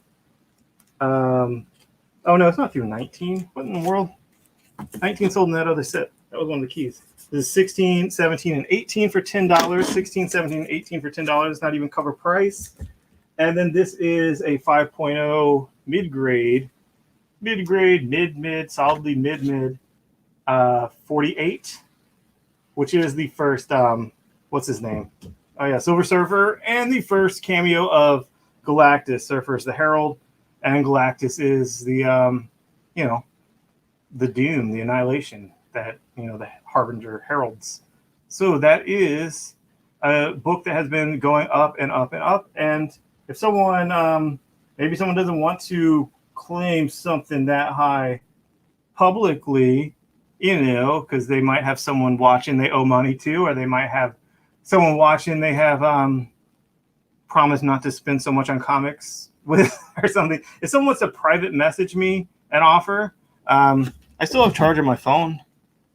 I can see the private message. If someone wants to private message me an offer, that is perfectly fine. There is nothing wrong with that. Is cool. All right. So anyway, it is cool. I would take an offer just to not be coy about it. I thought I would take $2,500 for it raw, or else I'd just pay the which probably be about $60 for me to get it graded and pressed, clean, and graded, and then have it CGC 5.0 probably. With this tier though, Silver Age tier, though, if pressed clean Silver Age takes forever.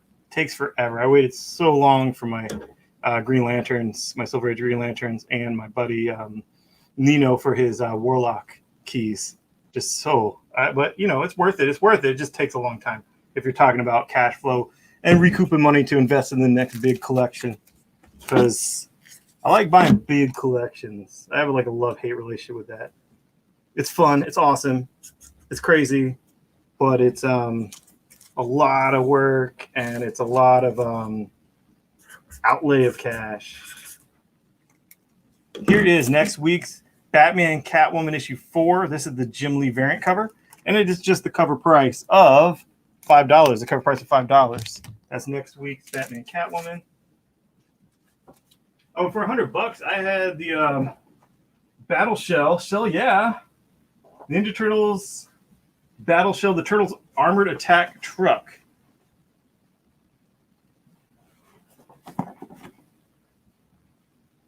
Playmates. And this is for $100. It is in the box. The box has some like shelfware, has a dent on one corner. There's a dent on 1 out of 8 corners. That ain't that bad. Never been opened. And 2002 Ninja Turtles revamp. Always like that logo. I don't know. I got Y2K chic. And here is a super fun book. I have Brave and the Bold 1 through 21. Mark Waid did a lot of this. And these are all like single issue stories, but they're also cumulative. They also have an overarching story arc that carries on throughout.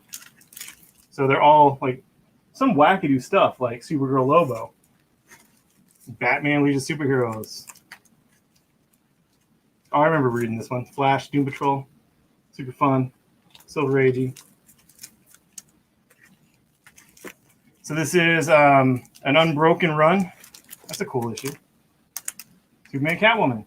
So they're all single issue stories, but they do, at least the first 12 issues, the Mark Waid story had an overarching story arc that carried over for like a master story. And that is $30 for 21 issues. 21 issues for $30. And this is another variant cover of Batman and Catwoman, number 4, for the cover price of $5. I don't think I have any Venom or Carnage, but I'll look for that during the break.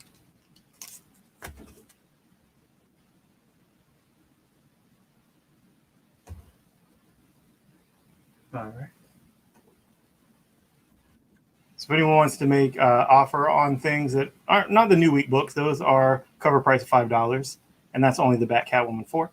But if anyone makes any offers, they're free to do so. You can even do that during the break, and I'll check my phone for any private offers on the Fantastic Four. And I will hit the break on time this time. It's going to be awesome. I'm ready for it. I am ready. Good times. And that is an awesome book. I like looking at it. Good times. To be continued. 3 little words that hold the secret to the next great story. 3 words that will thrill you, confound you, give life to new possibilities. Every variation of To Be Continued is a promise of adventure, a promise of excitement, a promise of unseen wonders and unexplored worlds. A promise that every issue you read makes you a part of a never-ending journey, and behind every page there will be an unopened door waiting for you. This story to be continued at your local comic book shop today. Visit comicshoplocator.com today.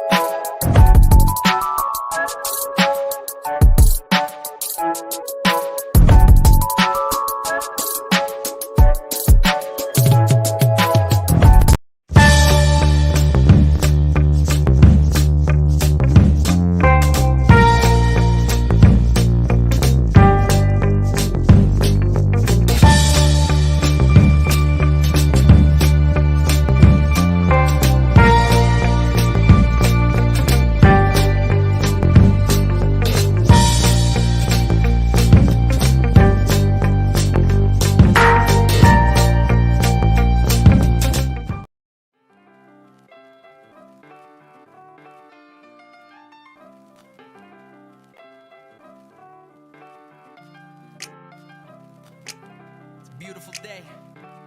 Just gonna jaywalk across Spring Garden. Yeah. I grew up by the library, next to Winston Churchill, eating pizza every day like some Ninja Turtles. The kid who burgles from St. Pat's to Gus's Pub at the public gardens, feeding ducks by the spud. What's up, cuz? A Grace baby in the place, y'all. And like Glace Behe, loves baseball. From the Commons to the Wanderers grounds, and you know I feel weird when no water's around. Down at the harbor harbor front where I used to dishwash. Before I quit to get a job pulling rickshaws, I was spitting raw, just a kid from the peninsula. You might have seen picking up liquor on Agricola, the particular deliverer of the mail star, hopping fences, hanging out at the rail yard, or a pier, just watching the harbor hop and feeling fat like Miller's old barber shop. All right, we're back, and I've changed out the board except for that Fantastic Four. That is a key. What is up? What is up? So here we are. I have this you can make an offer on. That is a mid-grade 5.0 first appearance Silver Surfer. Then I have both of these. This is the red cover, second print of that Gleason cover, both Gleason covers. This is Amazing Spider-Man 55, and this is this week's Carnage, red and blood and black, white, and blood. It was cool. It had several Carnage stories in it. I really enjoyed it, but what I liked most about it is these two covers together. Thought that looked really cool. So I have a few sets I can sell of that, and I just put it at $7 for both, and that is for both. This was a $5 book, so not this. I'm pointing this. This is $5 cover price. It's an oversized book. This is the Butcher origin story. It is a mini series like Butcher Baker Candlestick Maker or whatnot. Baker Candlestick Maker. Yes, man. This is from the boys, obviously. It is his origin. It is his solo. It is 1 through 6, and it's $40. Those are all near mint, full complete. And then I have a random issue Moon Knight that actually has a pretty cool cover. So very 90s Moon Knight issue 39. So cool cover. That's just $4. I like the moon in the box. That's what we got out here now. What do I have?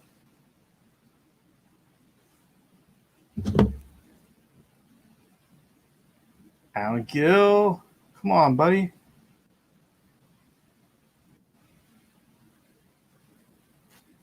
Yo. Beta Ray exclusives. Please. Winky face? Maybe Winky face. All right, I see Winky face with tongue out. All right.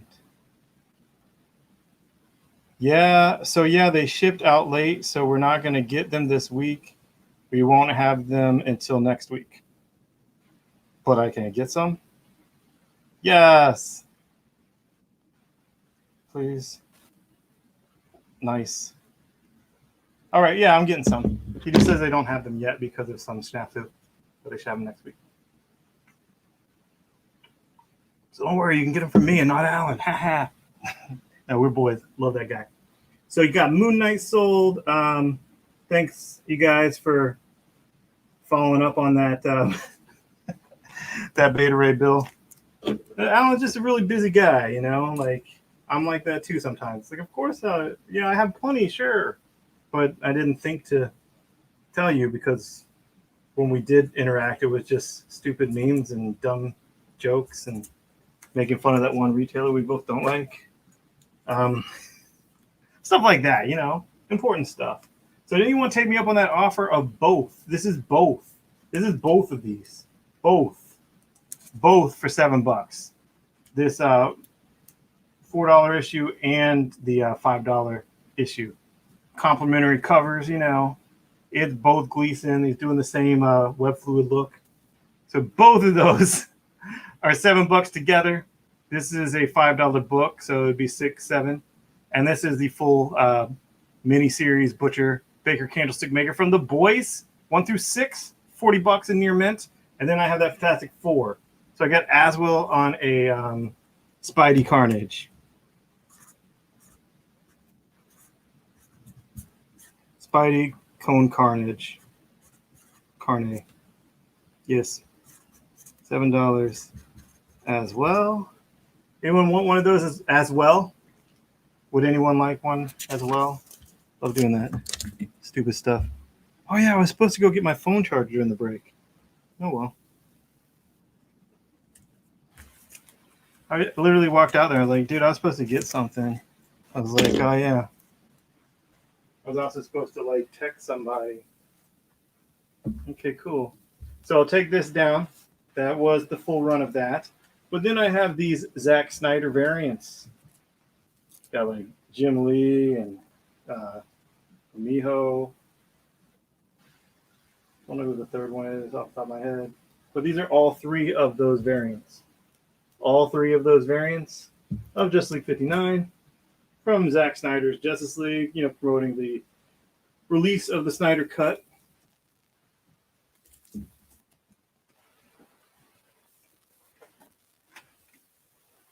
It's cool. It's cool. I dig it, you know. I mean,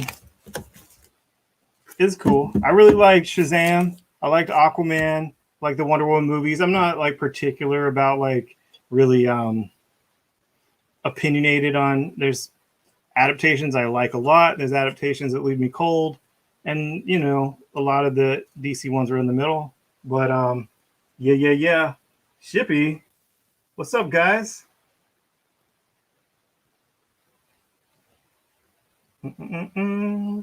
Cool.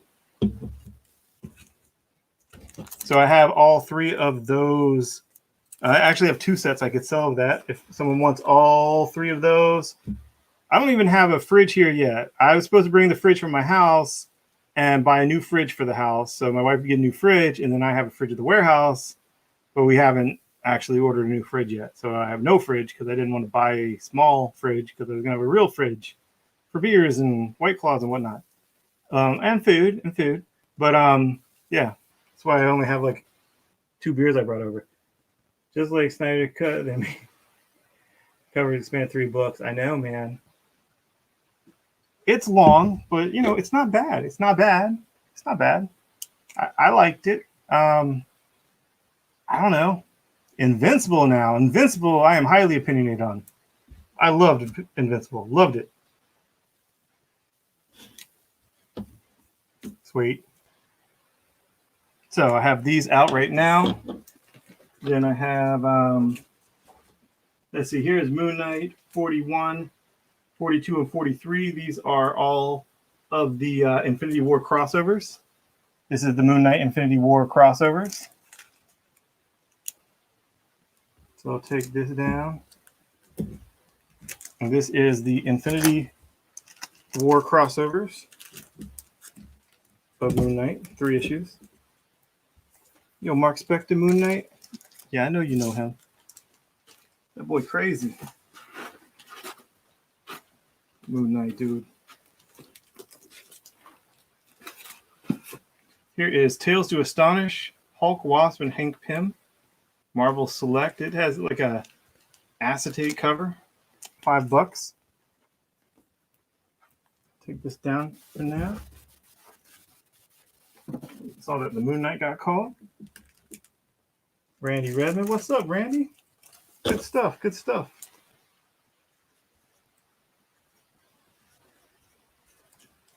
Redmond.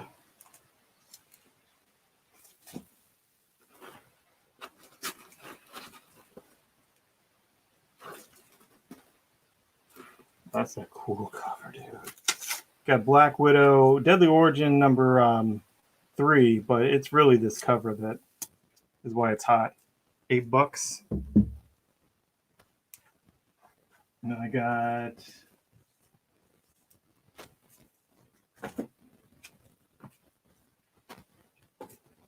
a Black Panther number 3 from the Hudlin Surrey Black Panther run. $12.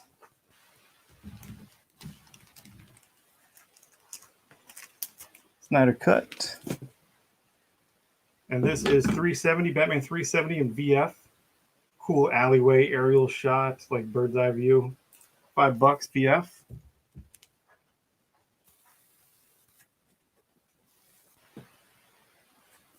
Got some classic Tick and Arthur 2, 3, and 4. 2, 3, and 4. Tick and Arthur. Number 2, number 3, and number 4. And that's $12. 2, 3, and 4 for $12 of the Tick and Arthur. See that Batman's gone. That must be Black Panther with Robert. Just put a BP. So I assume that's this Black Panther. Tick's gone.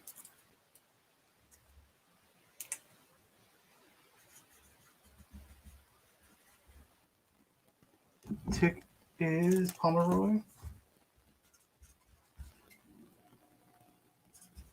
And what else is there? The Batman is Coco Bun.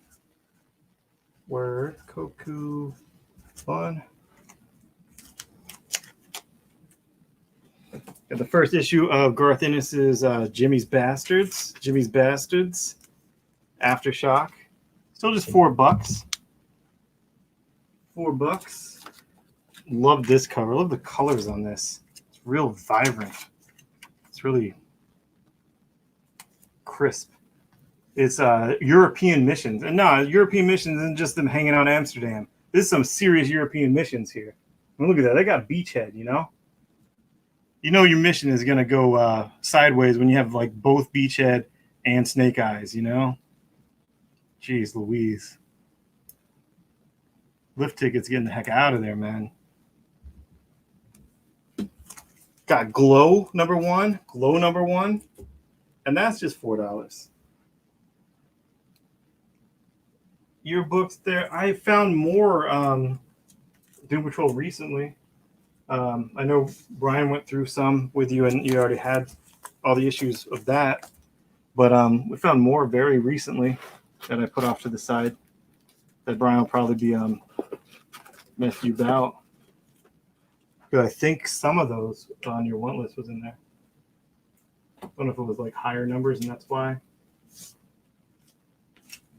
You know, there's not anything on this one, so I'm going to say this is both Tales of Suspense and Tales of Astonish together for $5. Together for $5. Perhaps that's what my employee oral meant, and why one doesn't have a price tag on it. So both $5.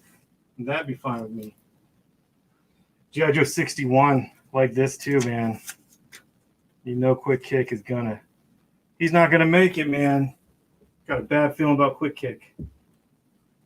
Newsstand. Obviously, Snow Job. One of the most unintentionally hilarious names.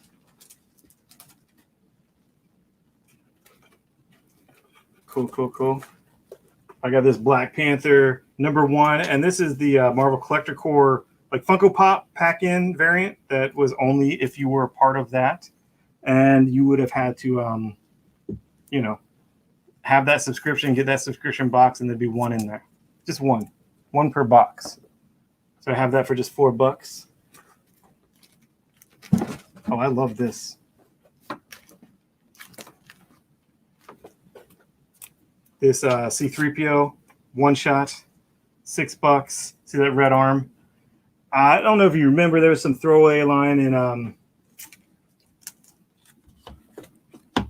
Force Awakens where C-3PO was like, I'm sure you're wondering where I got this red arm, and nobody's wondering because nobody cares about C-3PO.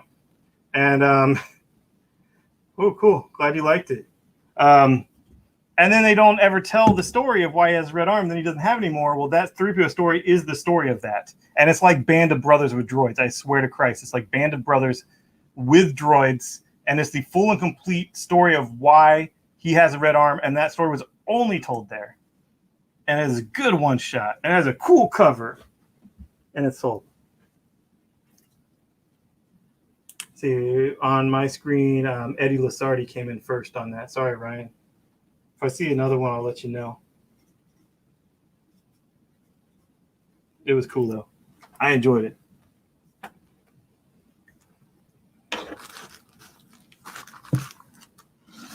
That's a cool cover. Mystic Arcana Scarlet Witch one-shot. Scarlet Witch one-shot. $6. $6.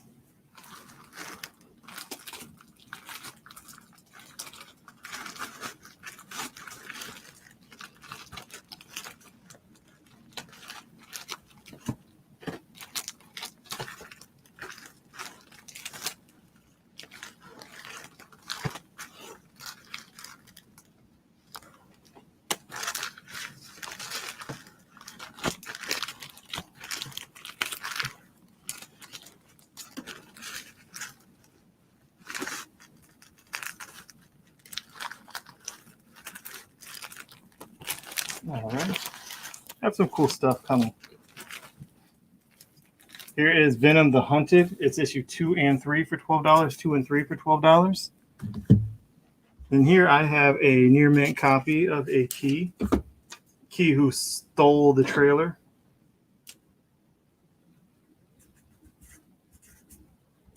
$50. And of course, I'm talking about Superboy 9, first appearance of King Shark. Boy, stole that trailer. Then I have The Phantom #1, Flash Gordon #1, Scarlet Witch is done. That's Dunn's son. For Roy, got you, buddy.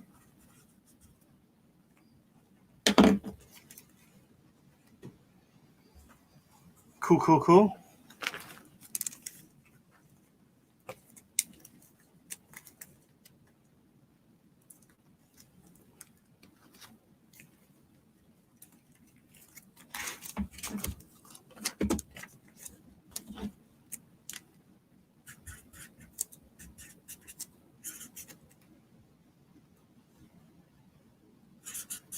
I have Venom 150 through 154. 150 through 154.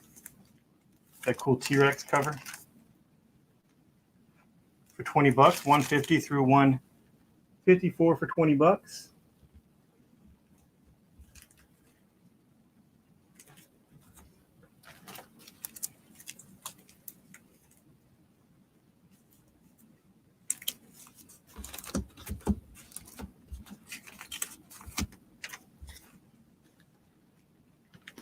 Guarding the Globe. Huh.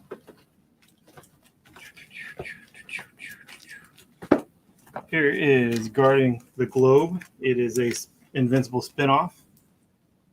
Invincible spinoff, 6-issue miniseries. All 6 issues, $20. Of Invincible.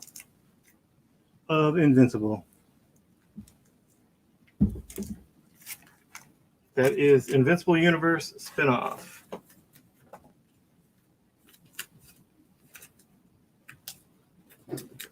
That's cool. It's got a really cool Moon Knight cover. Finch, Moon Knight, and Spider-Man.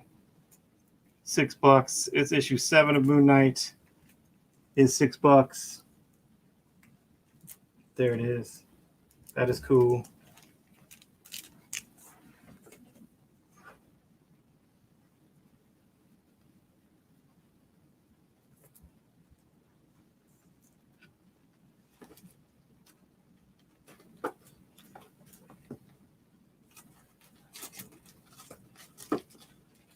I got Black Panther from the Priest run, Marvel Knights, 11, 12, 13, and 14 for $12. 4 issues, $12.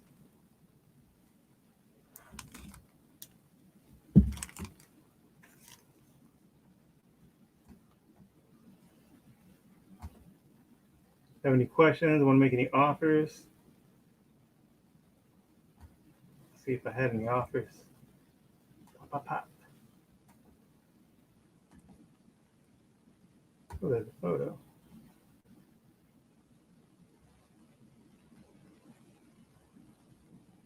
No, haven't seen one of those. Deal for the Invincible 100. I think we had it for 30. I don't know. You want that signed Invincible 100 Angel for $18? That would be fine. Boop.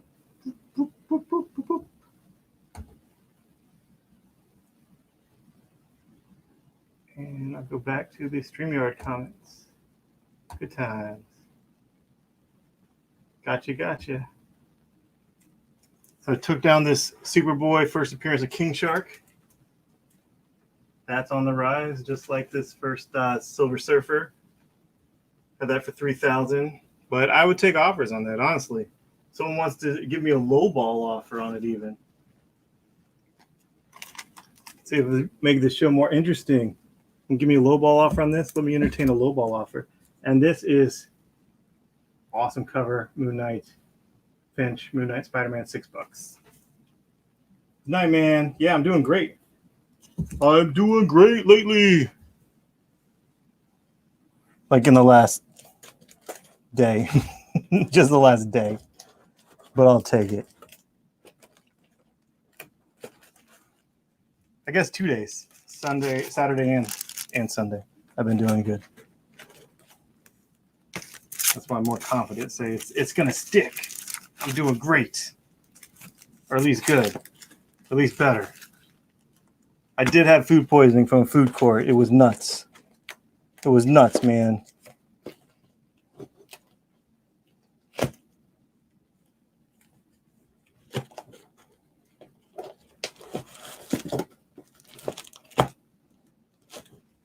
Crazy times, crazy times.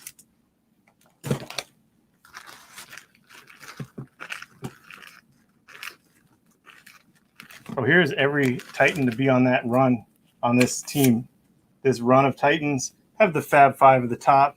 You know, no iconic group shot doesn't have the Fab Five at the top, right? So it is every character that was on that run of Titans, every single character that was a member of the team, from the Protector to Moss and Manos, Jesse Quick, Clarion, the Witch Boy, you know.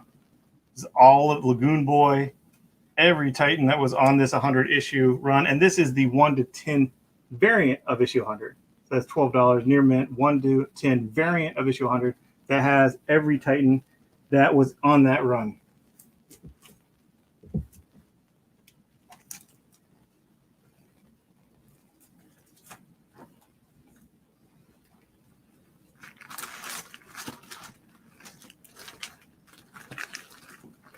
Always a good time.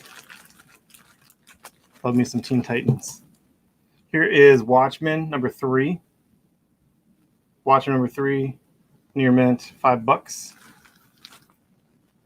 $5.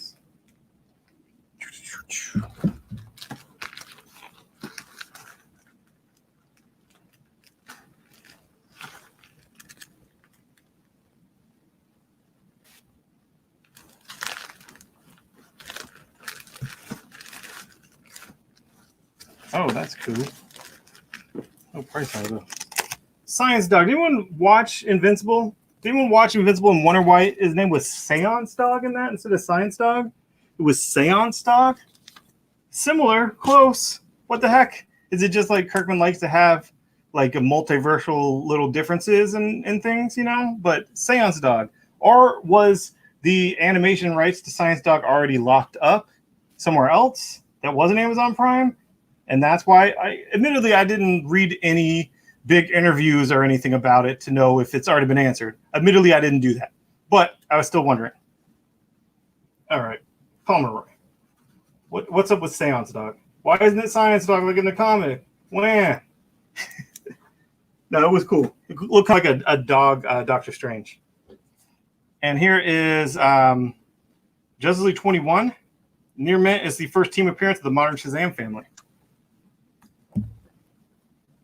Good times, good times. I got Science Dog number 2. That's what all that talking was about. These are one-shots. But number 2 of Science Dog, they came out long times apart from what I remember. I just have it for $4.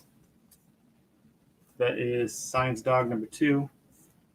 In the Invincible universe, you know, at least a comic book character in the Invincible universe. That counts, right? Comics count. They have to count. Else, why would we even be here right now? Comics count, dude.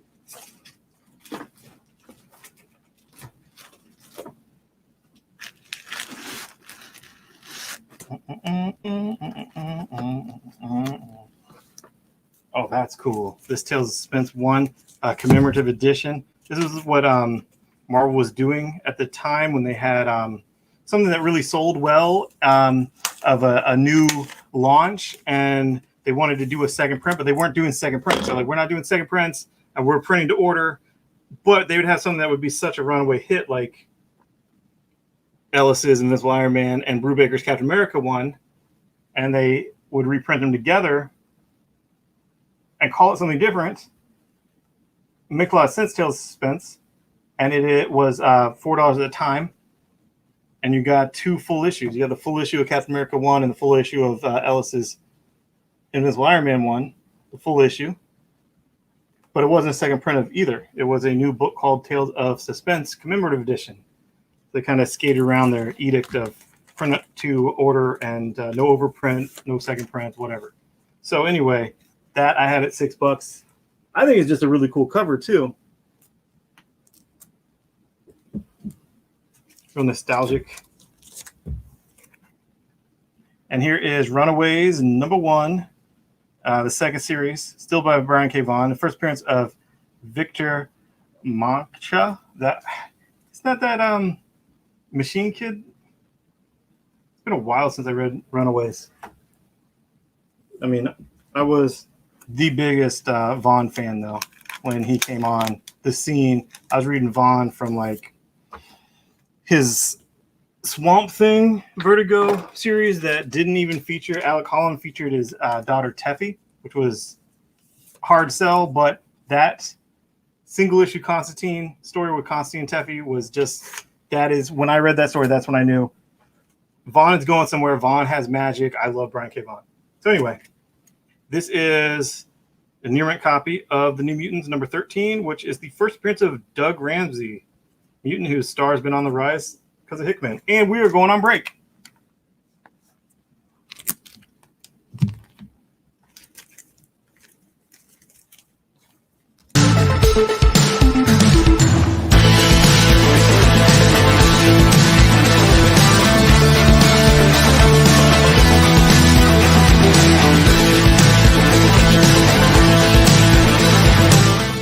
To be continued.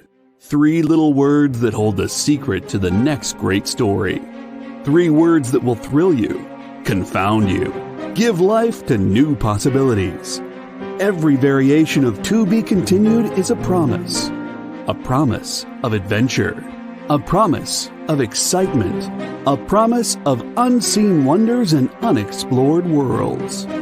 A promise that every issue you read makes you a part of a never-ending journey. And behind every page, there will be an unopened door waiting for you. This story to be continued at your local comic book shop today. Visit comicshoplocator.com today.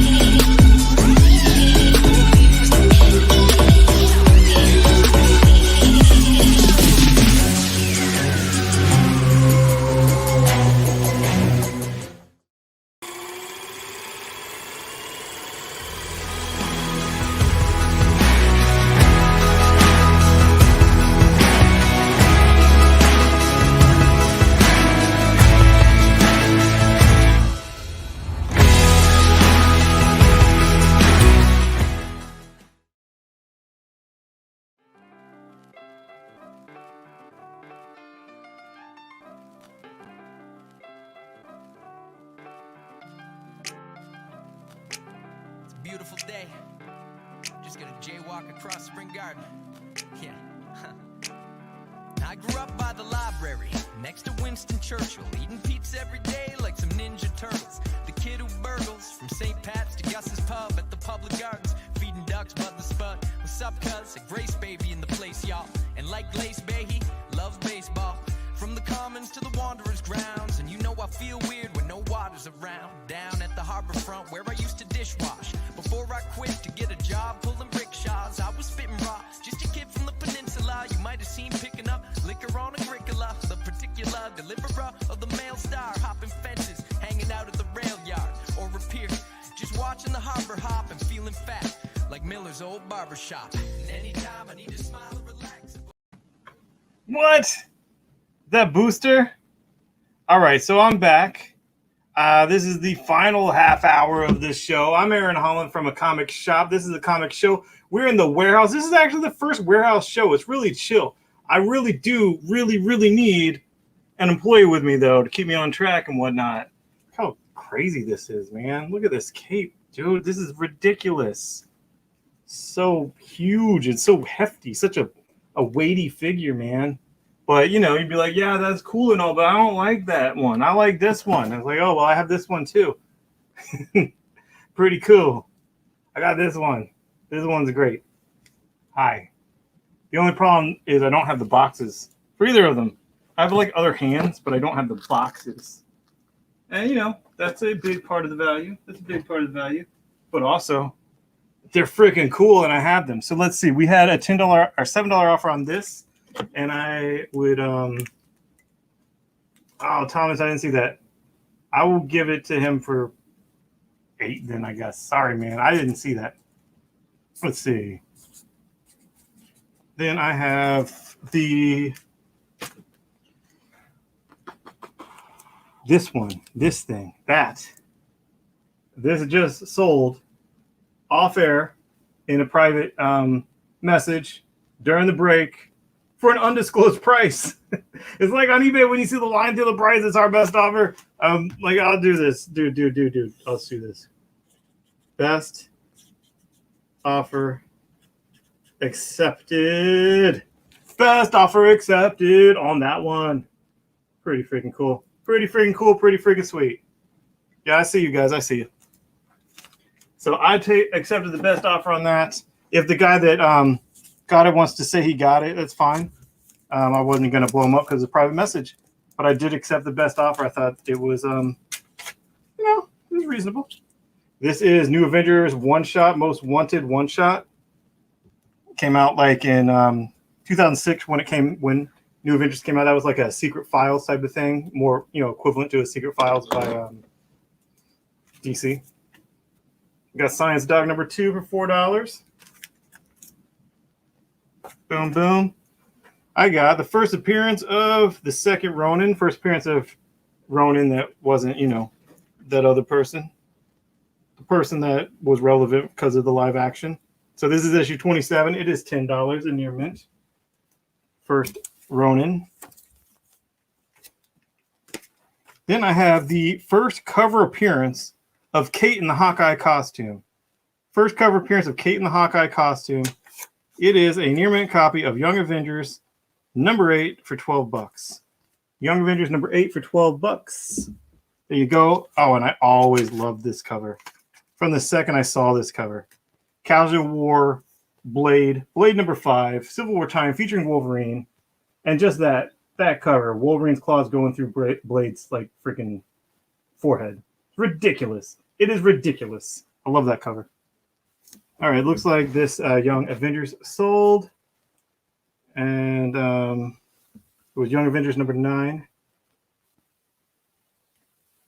Oh, an $8 off for Titans. No, I did not see that. Thank you for following up on that. I will take that, sir. So I'm circling back. Yeah, thank you for the well wishes, Roy. It was cool. Everyone won. My dude that needed to sell it, needed the money, actually made a profit from what I sold it to him for. And now I made a profit from what I bought it from him for. And the guy got it for a good deal too. So, I mean, everybody won. It's the circle of fandom. The circle of fandom touches us all. Sometimes it's a wanted touch. And other times you're up at night just thinking about when Ted Corden, Booster Gold's book is going to finally come out. Okay, Pomeroy on that Young Avengers. It looks like the first Young Avengers. Oh, and I had Eric Rodriguez said Avengers. Ronin. Okay.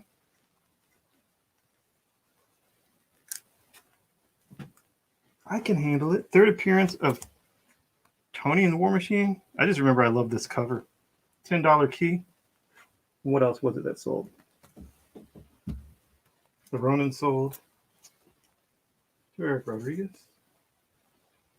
Yeah, 2 of those actually.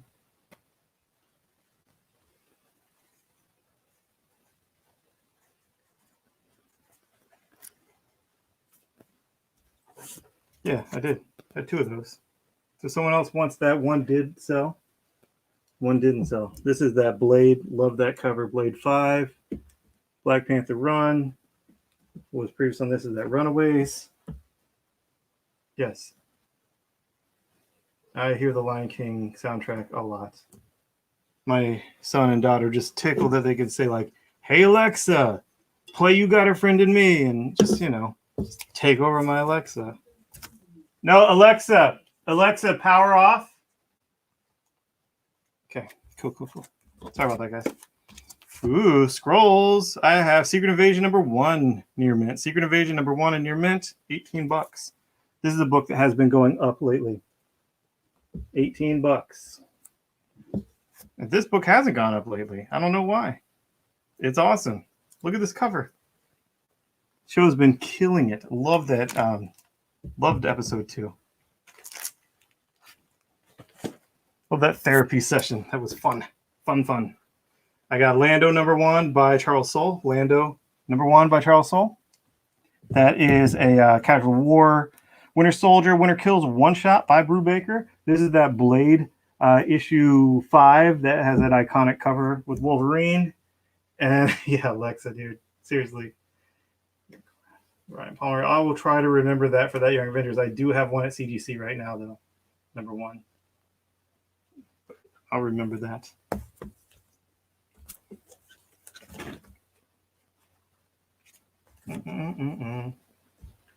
The other Avengers Ronin issue for Ugarte that was behind this. Thanks, bro.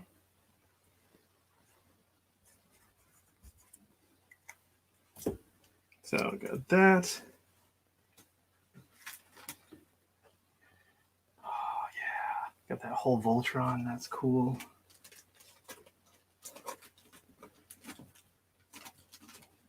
Transformers. I like that I can just like look at stuff that I like and like sell stuff that I like, and it's fun. Still had some of these. I'll sell it for $1 less. Swamp Thing #1, $3. Swamp Thing #1 for $3. $3. That is a $10 key. Put this. Take Lando off. Cool. That's a Swamp Thing #1, the new book. Has the first appearance in it. And it is $1 off cover for $3. Sweet.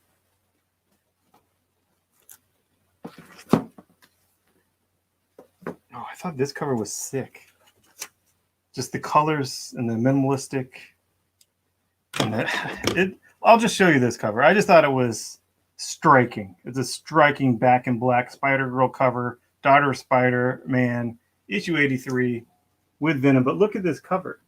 It's either black, white, or red in that drop shadow of the logo, but just the use of the negative space.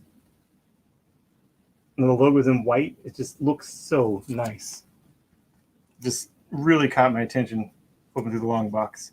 And that is $6. Secret Invasion for 15 sounds perfect.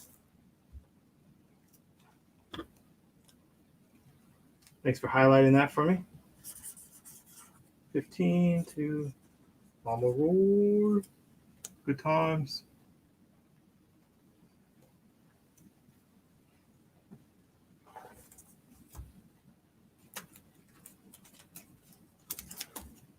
And here is the issue 31 of New Avengers.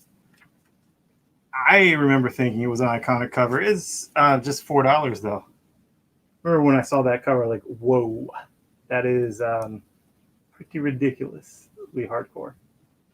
And if you remember right, this is where we found out there was scrolls, right?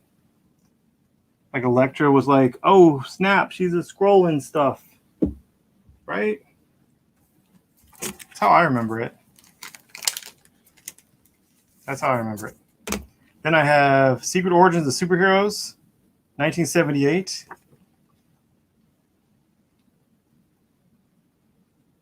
And this is an iconic type cover. It's I know that there was a postcard of that in my DC postcard celebrating like 80 years of DC or something. It didn't write why it's a key. I know that cover. Light Ray, Dr. Fate, just really striking. And it kind of like reminds me of Robin coming out, of that character find, loosely with Light Ray popping out. So that's $6. It's in fine condition. Secret Origins of Superheroes, Dr. Fate, Light Ray, and Black Canary. Those three, $6. So I had New Avengers claimed. That was this one. Cool.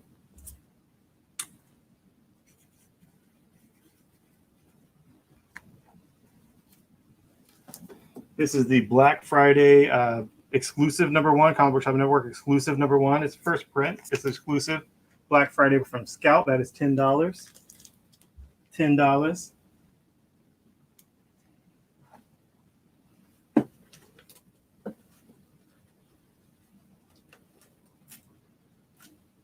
And this is Star Wars #1 Dynamic Forces. Exclusive cover. I'm seeing the backside, and I thought, if I had it right up for that, it would be right up the other way. Certificate of Authenticity. Star Wars #1 Land, Greg Land. Dynamic Forces exclusive cover. Near mint. $15. Put that over Blade. You see what I got out now? I have the Black Friday exclusive cover, $10. This striking cover of Spider-Girl with Venom. Really great use of negative space on that.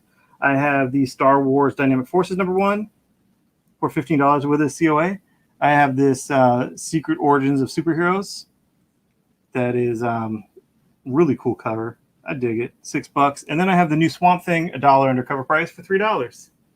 Got Star Wars is sold. Sweet. We're in our last 15 minutes of the show, you guys. Last 15 minutes of the show. I think I'll go home, see if there's a new episode of Shameless. One of my guilty pleasure shows. I think Shameless is the show that like lives in an alternate reality, like an alternate world where some of the where most of the political extreme stuff that may or may not be real or really happen. Like they had something like, oh, well, you guys defunded the police in Chicago, so now there's no SWAT team. There's just me and a sniper. And it's like one example, but this show just kind of gets a little bit off. Like when we were watching it and there was like something with the PTA and the school and whatnot. My wife's a teacher. She's like, oh, I can't. This is just the hype bull crap that's on Fox News. This isn't real. No one really talks like this. And I'm like, yeah, but the comedy show is like it's a world where that hyper extreme stuff really is real, and these characters do wackadoo scams, schemes, and con artistry to survive in poor South Side Chicago. And I enjoy this show.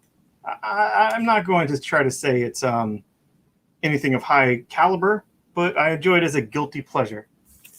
And it's in its final season, and hopefully there's a new episode tonight. So this is All-Star Squadron number 35 for $4, and this is that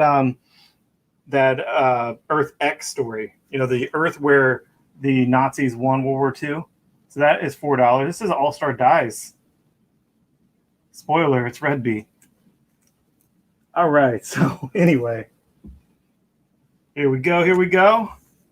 It's a few minutes left in the show. Looks like I had a second copy of that, if anyone was interested. A second copy for $4.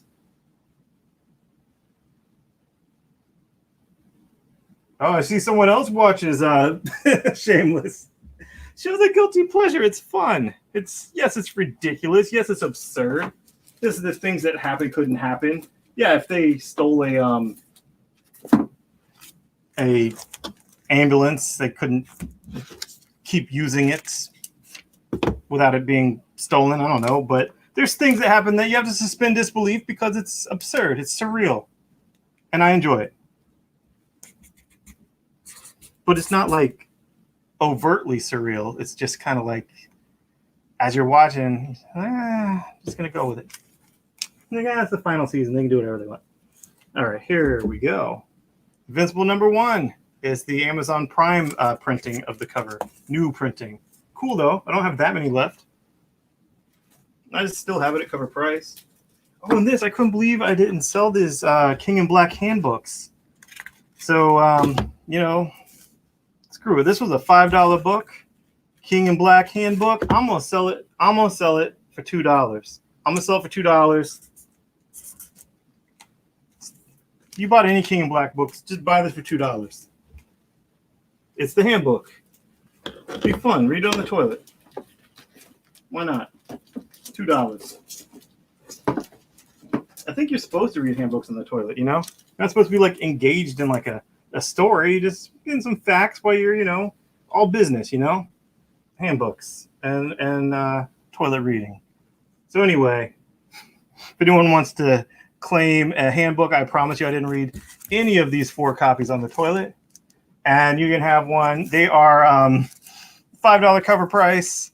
I'm selling them for $2, so there's that. And yeah, man, having a good night. I'm really happy that I'm feeling better. I actually literally had one of the worst weeks of my life this last week. It was terrible. But came through. It was cool. Did I sell all 4 of them? I sold all 4 of them. Sorry. I sold all 4. I sold one to Ryan, sold one to Jared, I sold one to Roy, and I sold one to Eddie. Sorry, Norman. I had 4. I see 4 claims in a row on my way through the parking lot. So I will do that real quick. Maybe I'll say some more anecdotes. I don't know, man. Sean, I just remember the stack of toys I was making in that room. Yeah, dude, I saw you had you wanted this and that. I think a Thanos PVC statue or something, and I know you had the robot chicken, but we were looking for the mad scientist, which I know I have. So, and this wasn't a comment here. He just, put it on my Dick Tracy 2-way wrist radio. Sean Shapira. You can come back to the warehouse and you can make your stacks of toys and eventually, hopefully, pay me for them. I realize they're not priced and you couldn't pay me for them without me doing a step myself. But it would help if you actually told me, hey, give me a price on these things when you walked away. Sorry. I guess that's why I was still getting claimed to that. The wall reminded you. All right. Oh, yeah, I got a full Voltron, man. So Luxardi, too. Currently have this Voltron on eBay for $400. It's full Voltron and all still in the package. It's the 84 Voltron. Just beautiful, just in the simplicity and just that design,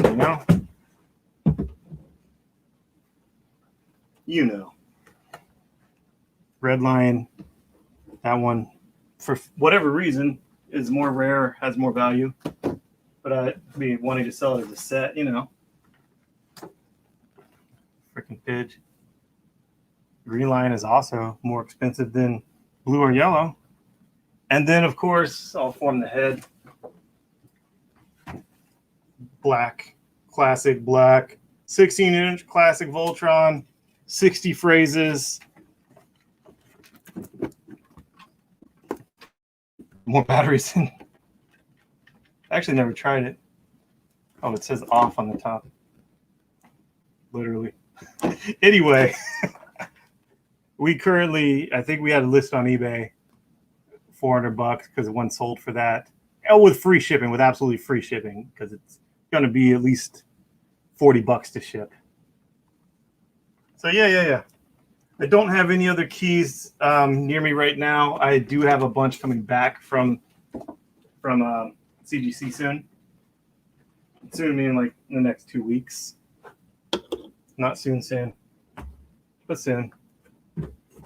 And that had some. I'm not even remembering all the stuff that had, because it was a few collections worth of cool stuff.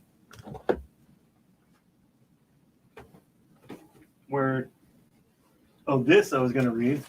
Never read her Spy Island. Liked her on other stuff. Heard good things about it. Out in trade. Chelsea Canes, who I'm talking about. Spy Island, a Bermuda Triangle mystery. $20 single volume. Love like all the faux ads she does in this, like the last book about all them toxic cat litter stuff. I'm not making this up. It's really real, but it was cool. I like the fake ads. All right. Do you have a Voltron Lego? No, I don't. I know that is cool and sought after. I have this Masters of the Universe set that currently is on eBay with like 20 watchers or something. Everyone is watching it. Have it at $70. It's neat. It's those first prototype ones. If you saw the toys that made us, Vicron. It's like a prototypical He-Man with some kind of tinfoil hat. And there's this Jeep robot thing you can strap on him. And then there's this Boba Fett winged thing you could strap on him. I mean, seriously, that mask looks very Mandalorian. It does. So anyway, got that. That's currently on eBay. We have some fun stuff, man. We're going to start blowing up shows at this warehouse. It's going to be cool. Closing out this show. If you want to make an offer on things you saw, or you want me to just, throw out some more stuff, here is a Wizard 1/2 Spider-Man. Another Wizard 1/2 Spider-Man. It's a different cover of the same one. This looks pretty sick. Web of Spider-Man, Spirits of Venom. I dig that. What else I got? Oh, dude, I got a Spider-Man vs. Dracula one-shot. Cool. Got Daredevil Father, #1, Quesada, $4. I got these Invincible runs too. Oh, this was a sick cover. Mythos Cap.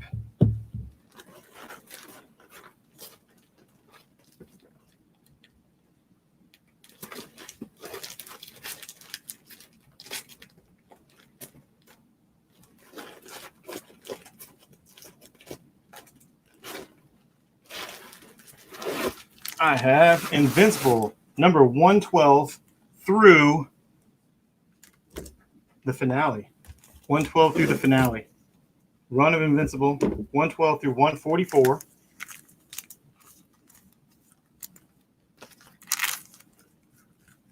All the way through 144. So through the finale, Run of Invincible, Unbroken Run, 112 through 144 for $96. Then I have a sketch variant of 111, an oddly sketch variant of 111 for $18 of Invincible.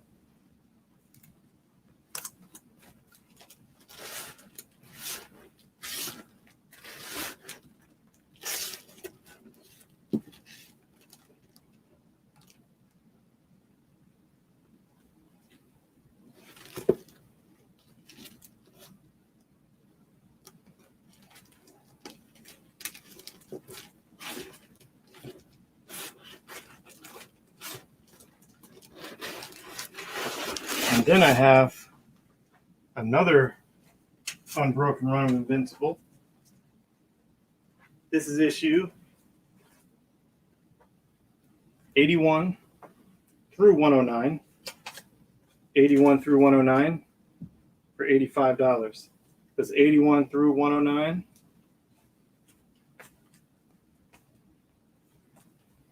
For $85.